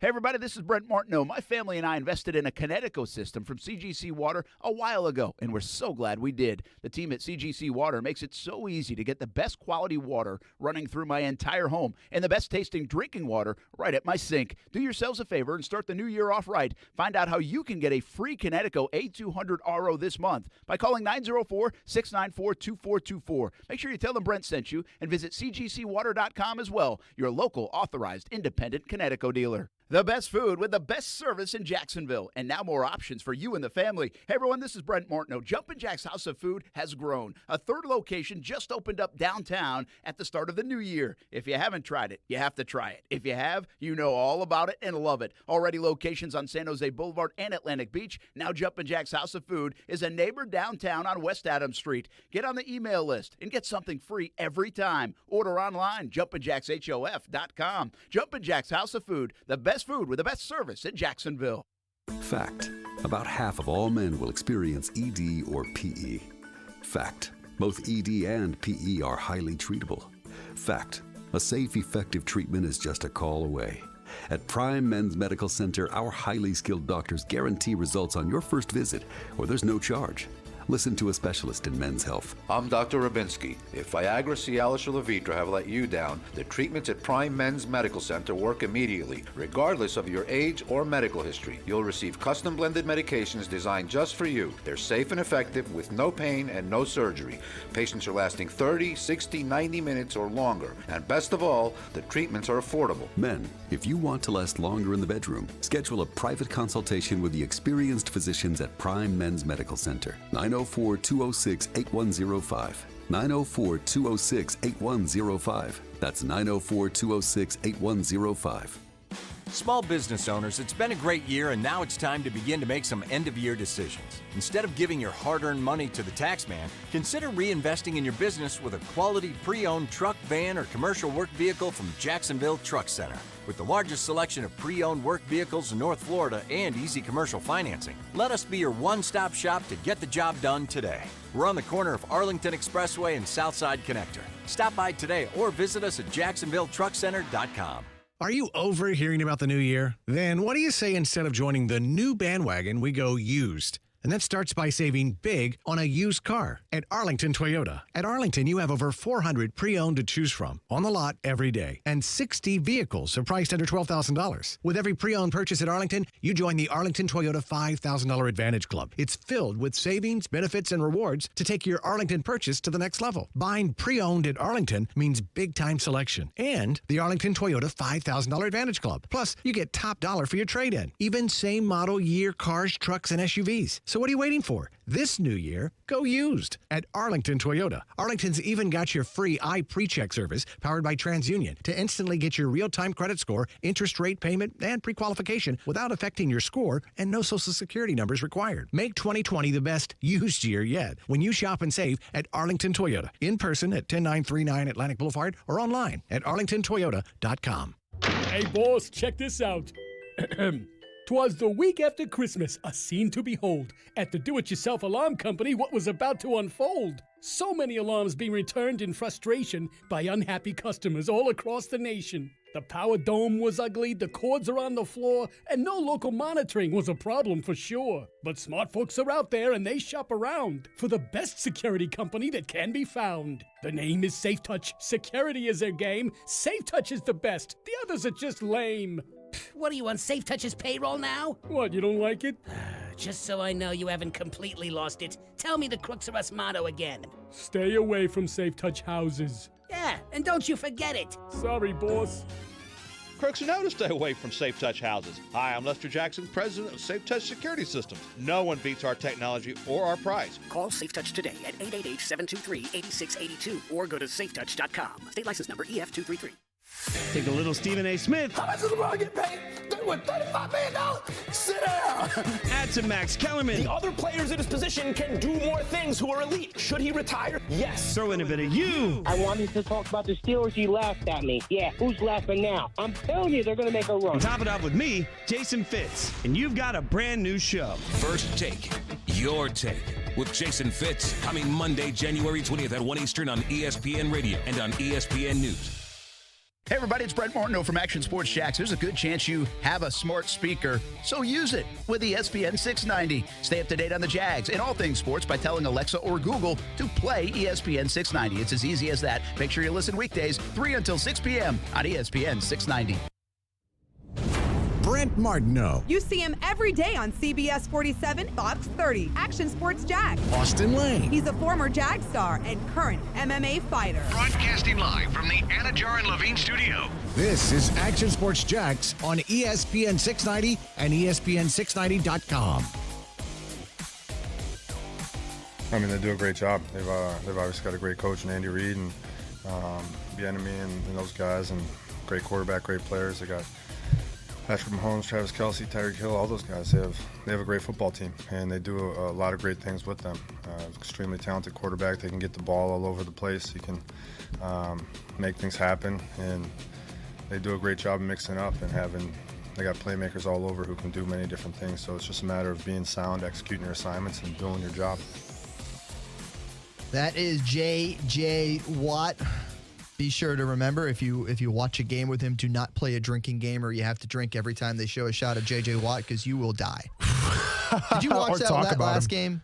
Yeah. Oh, my God. I definitely checked it out. You're talking about the Texans game. The Texans, yeah, exactly. It was just too much, man. It was too over the top. I get that it's his first game back in however many months, but there's so many other great storylines going on in this game, and we're wasting so much time on J.J. Watt. Well, and listen, I mean, I should probably be the biggest J.J. Watt fan of anybody, right? The guy's from Wisconsin. Right. He kind of grew up around me a little bit. Yeah. I should be a huge supporter. And as far as the football guy and then the guy off the field, the guy that does the philanthropy Great and guy off the donates, field. fantastic.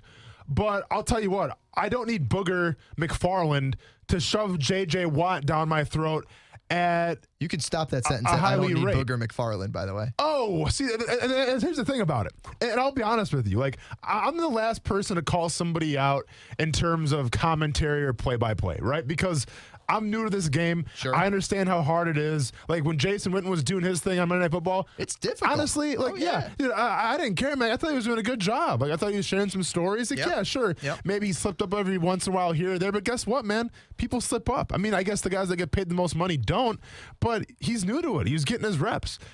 With McFarland, I'll be honest with you, he kind of rubbed me the wrong way just because some of the things that he says, like, I don't have to hear. It's almost like, hey, Captain Obvious, I get it. Yeah. And, like, I prefer the style, like, where I'm talking to somebody like at a bar, right? Like, we're both watching the game, and that's why I love Tony Romo so much. So to go from Booger McFarland I was gonna say, in the first game, what a bad time to come into the business at the exact same time Tony Romo is coming into the business, and he is hitting it out of the park. Exactly. And so that's the thing. To go from the Texans game with Booger McFarland shoving J.J. Watt down my throat, and then going to Tony Romo, it was like going from eating a Lunchable that sat out for like 5 weeks, and you go from eating that to eating like a Ruth Chris steak with all the trimmings, man. Like, they're not even in the same ballpark. You need the trimmings, yeah. You need the trimmings. You need that lobster bisque, as Derek Carver used to always say. Little Caesar salad. A little Caesar salad, man. Now we're getting really stuff. fancy. But yeah, I thought the overplaying of J.J. Watt, like, listen, it drove me crazy because he's like, yeah, watch J.J. Watt in this play. Oh, yeah? What about Whitney Merciless?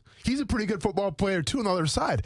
And then Deshaun Watson makes the play of all plays to will his team. Best play of the weekend. Best play of the weekend. To will his team, to win the ball game, to advance on.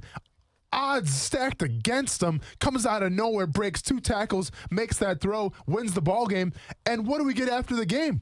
We get J.J. Watt. We get J.J. Watt's thoughts after the game. Deshaun Watson has shown that he's a genius in terms of how he handles the media. He gives the insight. He gives the perspective. Why wouldn't you run? Why wouldn't you Usain Bolt 40-yard dash after the game to Deshaun Watson, ask him, hey, the first half, not too good. What happened? What'd you guys see in the second half? How'd you improve? And then take us through that last play where you literally broke 2 tackles and hit that pass to that wide open receiver. What happened? Take us through it. But no, we get more of J.J. Watt. Come on. I'm glad you were with me on that rant. Yeah, you're welcome, man. I got that thing started. Hey, let's bring it back with a little happy hour horn, shall we? Nice 5 o'clock. I'm gonna need a shot after that rant. I'll tell you what. Yeah. 5 o'clock happy hour horn. Can't make nobody come between us. Can't make nobody come between us. Oh, party now begin. See the beautiful ladies marching in. There's enough for everyone to win. We're gonna make this party the best thing happening. This is my favorite place. Nothing will replace, no. Nothing. Anything goes. Gangsters rolling, half face smiling. Heads up, think of the rhythm, what you're drinking. Anything goes. Hey. Grab a drink, get a shot, tip your star tenders. Just don't do it every time they show J.J. Watt on camera. No, definitely not. Show Deshaun Watson next time. Come on. I agree. Yeah. That would make a lot of sense.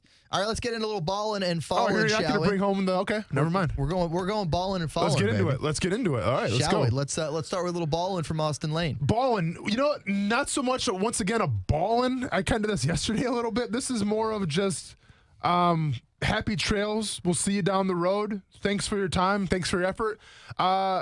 Falcons tight end coach Mike Leach announced today that he will be stepping away from football and retiring. He was quoted by saying, "I've been blessed to do this for a long time, and I have a lot of great memories in the game that I love. I've also missed a lot of time with my family, who I love, and who has supported me through much of my career." So he's choosing to step away, and I just want to say, as a guy who spent a season playing with him, I get, his time here, his tenure here in Jacksonville may not have been the most positive experience, but from my perspective, I got nothing but respect and admiration for that guy. He, once again, we talked about it today, Stuart, a former player himself, understood the culture of football. Now that kind of rubs somebody the wrong way sometimes because he's got that old school mentality. Practices might have been a little harder. Line up the helmets and everything. But you know what? I enjoyed that because to me that's the essence of football, right? That's the essence of why you play the game. And I thought Coach Malarkey exemplified that essence to a T. So wishing him best of luck in his future endeavors, whatever he chooses to do. It was an honor to play for him, and hopefully I'll see him down the road. At the time, the best season of NFL football I'd ever covered. Why? Just because of all the chaos going on, you mean? No, that was the first season of NFL football I covered. Oh, gotcha. My two previous jobs, I wasn't in an NFL market. Okay. So that was the first season I was here. Yeah. That was my first year here. I got here during training camp that year. Nice. And so that was the first season of NFL football I ever covered. And thus, at the time, it was the best season. Did you ever interview me or not? I don't think we did. I don't know. I was probably on the other side of the camera. I probably wasn't too memorable in the locker room, to tell you the truth. I was more of the, that would have been your book type that player. That would have been your third and final year there. No, my second year. 12? I'm sorry, yeah, my third year. I'm sorry, yeah, third year. Good call. You know me better than I know myself, Stuart. Yeah, I What's your ballin'? I Google you too. What's your ballin'? So my ballin' is quite literally ballin', and that's a little ASUN hoops tonight. We got UNF and JU both at home. Their conference home openers. Good chance to go out and support either the Ospreys or Dolphins, whomever you prefer. You can go check them out as they hit the court tonight. UNF 2-0 already in ASUN play, taking on Florida Gulf Coast tonight. It's going to be rocking a whiteout, I believe. Okay. So wear your white shirts. Nice. I think everybody has those. Yeah. For the most part. JU Dolphins as well will be home tonight. We're going to have some team coverage of that coming up at 6:53 on Fox 30. That's when our sports hits. Yeah. If you want to be specific, 6:53. Yeah. It's in the 6:30 show, but the first 23 minutes is John Bachman talking and then weather and then us. What do they call the arena where the Dolphins play? Is it like the Dolphin Tank? It's historic Swisher Gymnasium. But I'm saying is there like a cult, I'm sure like UNF is the Bird Box, right? Or not? It's UNF Arena. See, you got to call it the Bird Box. It's I mean, you know what I'm saying? Don't make the official movie title. might have ruined that, though. Well, that's why you got to call it that. Maybe the Osprey's Nest. Okay, the Nest. We'll say the Nest. That work for you? Yeah, well, then what is JU's called? Is it the Tank? You can call it the Dolphin Tank if you want. These are the hard-hitting questions you got to be asking yourself. It's historic Swisher Gymnasium because it's the same place where Artist Gilmore laid it down. Okay. A long time ago. And who is that gymnasium named after? Swisher. The Swisher family that I think does the Swisher Sweets. I was just going to say that, for real? Because we have that here in Jacksonville. It's there's a plant for that on the north side in Jacksonville, I think. I'm pretty sure I drive by it every time I head up to Rains and Ribault. Interesting. Up that way on that extra highway, MLK highway. Yeah. And I'm pretty sure it's on the left as I'm driving up there. So I'm assuming it's that Swisher family. I could be wrong. I learn something new every single day. All right, fair enough. I think there's a few things named after the Swishers on the oak-shrouded Arlington campus of Jacksonville University. I love it, man. I literally, who knew this show was going to be educational today? That's balling for All you. right. Well, then we'll get back into sports with, I don't know, falling, balling, depends whose side you're on here. But what we have here is a soundbite. And we got Jimmy Butler going against, who is it again? I'm sorry? TJ Warren. TJ Warren, the Pacers, Heat last night. And they get in a little altercation, a little scruffle, if you will. Well, listen to what Jimmy Butler had to say after the game here. He's soft. He's not even in my league, like nowhere near me. And if I was their coach, I would never put him on me ever again. He's like, no, put somebody else on me because I'm a tad up every time. Oh dear. That's Do we have another one then too? Do we have a response from Warren? Okay. No, we have Butler essentially doubling down. Okay, so Jimmy Butler said, you know what? It wasn't intense enough already. Let me go ahead and say some more here. Hit us with it, Jimmy. I think it's tough for him because I can guard him and he can't guard me. Like at the end of the day, that's what it comes down to. But like I said, I think you just got to watch your mouth in certain situations. There's some that you just don't say as a man. And, I mean, he got to see me the next time because I feel like what he said was truly disrespectful. And it's all good because we see him again. I ain't scared of nobody. So, you know, he talking about, oh, we're going to fight, this, that. It is what it is to me. The kiss. Hey, Nick Cannon, are you taking notes right now how to call somebody out? Wow. Are you taking notes? Don't release a diss track to Eminem with 6 rappers from Wild 'N Out that I've never heard of before. Go the Jimmy Butler route. Go in the media and absolutely eviscerate somebody like you did with TJ Warren. Is that a beef right now, Nick Cannon and Eminem? Oh, man. You're come on, I'm not down on that. I don't know. Oh, I know you're not. The only beef I take any interest to is in Publix when I'm shopping. Did you know? By the way, chicken tender pub subs on sale. Shout out so to the innocent. world. You're so FYI. innocent. You're so innocent. Chicken tender Wild pub 'N Out's subs. coming You're to so innocent. Jacksonville. Had one today for Oh, are lunch. they? Oh, yeah. In March. When is it? March 3rd, I'm pretty It's sure. the first stop on their tour. Yeah. Hey. Yeah, I'm not going to go there. No, I'm all set. You're not wild. You're out. No, I'm not going to wild, and I'm not going to be out either. I'm going to be indoors doing something else in my life. so fast. Oh, are you seriously going to go to that? Dude, yeah. Come on, you go there, have a few laughs. Of course he's going. I can turn on Netflix and have a few laughs. You have to do more than just a few laughs. You have to entertain me. Nick Cannon and Wild 'N Out doesn't entertain Wild me. 'N Out is entertaining. Because I'm 32 years old. Could get real, man. All right. But we'll let Coos be our correspondent there. I like it. Just do the show from there to really tick me off. But no, Jimmy Butler though, man, absolutely. And this is like Jimmy Butler is a different type of cat. Jimmy Butler should have played football, as far as I'm concerned. Whether it's getting up at 4 something in the morning to be the first one at the gym, whether it's running the other starters from the T-Wolves out of the gym with a bunch of backups, like Jimmy Butler, I feel like was not made to play basketball. Should have been a football player.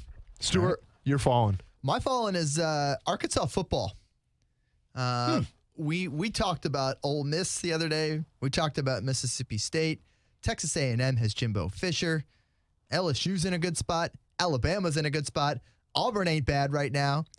I just named every single team in the SEC West except for one. Arkansas. Yep. They are falling. Yeah. You got a new head coach, but I mean, wow. Good luck. Good luck trying to recruit against the established programs and now against Mike Leach and Lane Kiffin. Well, listen, I've never been an Arkansas fan ever since Brett Bielema was there. And the only reason why I'm not the biggest Brett Bielema fan is because when I was getting recruited out of high school, Barry Alvarez, my senior year, was a big fan of me. And then Brett Bielema takes over. Brett Bielema says I don't play against any good competition in my high school conference, and the rest is history. I go to Murray State, not going to walk on, didn't have the money to do that. So as far as I'm concerned, Arkansas can just enjoy for another decade till I get over it, I guess you could say, because I'm that petty. Woo pig suey. Because I am that petty. But who their head coach now? Who's their head coach? Pat something. I said it earlier in the show. Well, there you go. I mean, that's kind of the point, right? Where you have all these big names. It's Pat. Pat what? No, Sam. Sam what? Pittman. Sam Pittman. Okay. The Sam Pittman. And where's Sam Pittman from? Because I'm going to be honest, I don't know who Sam Pittman is. He is from his house. Okay. Okay, well, Good regardless. luck, Arkansas. So this is my point. That's kind of my point, too, is the fact that you're hiring this nobody guy. Well, and that's the thing. So Plus in terms of Arkansas and the SEC schools, one would think that Arkansas is probably the last in recruiting, right? Because it's unless you're from the state of Arkansas, I don't foresee a lot of kids whose dream it is to be a 5-star recruit and go play for the Razorbacks, right? You'd probably go play for Alabama, go play for LSU, Auburn, Georgia. But Arkansas is not on that list. So from that perspective, you need to get the guy, the head coach that can create some buzz right now. I'm going to be honest. The guy that you just named, I already forgot about his name, Pittman. Sam Pittman, yeah. Sam Pittman. Pat Sam. For me, it doesn't do it for me, right? I don't think it does it for a lot of people. I'm not sure what the recruiting class is coming into this year, but if you're in the SEC number 1 with all the talent, if you're kind of the underdog of the SEC number 2, and if you're in the division side where everyone's making splashes except you, not a good look. Yep. So that's ballin' and fallin'. We're kind of making the turn for home here. We got another 5 minutes on the show. We're circling back to kind of where we started the day, talking about the SEC West. Obviously, Mississippi State making that big announcement, hiring Mike Leach. By the way, I do want to mention, if anyone has seen these tickets that we have hanging out inside our sports studio, these will be given out next week. Hopefully you get one, because if you do, it gives you a ticket to our ESPN690 one-year anniversary show taking place January 17th. That is a week from tomorrow. I had to quickly look. Yeah. Do the quick math. Yep. So that's next Friday. Next Friday. It's going to be from 2:30 to 6, so an extra half hour. You're welcome. Oh, I was not aware of that. Yeah, get here early. Okay, I guess so. That's fine. Keep going. It's on the ticket. Gotcha. I haven't seen it yet. Keep going. Maybe you need a ticket. Well, I'm putting on, so I shouldn't need to take it. But okay, please keep going, though. Going to be in the ESPN 690 Performance Studio. There's going to be food, beverages, prizes. Yep. Everybody loves these things. Yeah, I mean, listen, it's going to be the same great show that you're accustomed to listening to. This time you can see it in person. We got some special things planned. Going to have some special guests call in and be there in person. Going to have some mascots there as well. So it's going to be a great time. People can come, drink, be merry, eat some great food, and I'm going to watch you do that. And I'm going to try to do my job to the best of my abilities and not sneak a beer or sneak some Jumpin' Jack's House of Food during the break time. I was going to say, shout out to Jumpin' Jack's House of Food. They will be providing the things you get to enjoy to eat. So we're going to have some other surprises there, too. Some other food as well. I like it. Oh, yeah. Yeah, we're going above and beyond for the fans here. Okay. Yeah, and maybe even my mom's gonna Skype in. That's what we had. That's the plan. Well, we had a group meeting. By the way, it was my first meeting via Skype, so I felt like a young professional for the first time in my life, doing a Skype meeting via from my apartment. And was Kuz in this meeting? I was like 6 minutes late. Yeah, well, what else is there? Martinov. I was 2 minutes early. Yeah, but someone made it a point of Austin, we should get your mom to Skype in or call in to the show, because she's been on it so many times, I guess. But we'll see what happens with that. How many times has she been on the show? I think my mom's only called in once. That was for Mother's Day. Okay. Yeah, and she embarrassed me a little bit, but that's what moms do, man. That's important. Love her to death. Yes. Good stuff. Absolutely. Well, are you coming? I'll be there. To the party? Cool. Wait, will I be there? Yeah, I'll be there. All right, I'm cool. working that day. Stuart's there, man. Yeah. Right on. I'll swing by. I'll sign some autographs. Do you think there's going to be okay? Do you think there's going to be I've signed autographs before, by the way. To who? It's happened. To who? Fans. Fans? Yes. You want to hear a quick funny autograph story? This was my first job when I was in Midland, Odessa, Texas. Yeah. We actually did a really cool thing called Under West Texas Skies. Yeah. Where during 1 week in July, which is a sweeps period, by the way, a ratings period. For those of you at home. So you wanted to get high ratings. We would take literally the entire show and do it on the road in all these small town communities in West Texas under West Texas skies. Okay. And this was in the dog days of summer, so I didn't have anything to talk about. So like my day would consist of interviewing the high school football head coach of whatever school we were near. And then I would be in charge of the hot dog eating contest and the ice cream eating contest. This is what the sports guy would do. So I was the one announcing and judging those. And you got autographs from that. And we had these little printouts with our full news team, with like the five people on the news team just. Oh yeah, of course, showing off their news poses. Yep. And I was on that. Do you have a news pose? What? Do you have a news pose that's like your go-to? Seriously, is that what it is? Yeah, why not? Is that what it is? Honestly.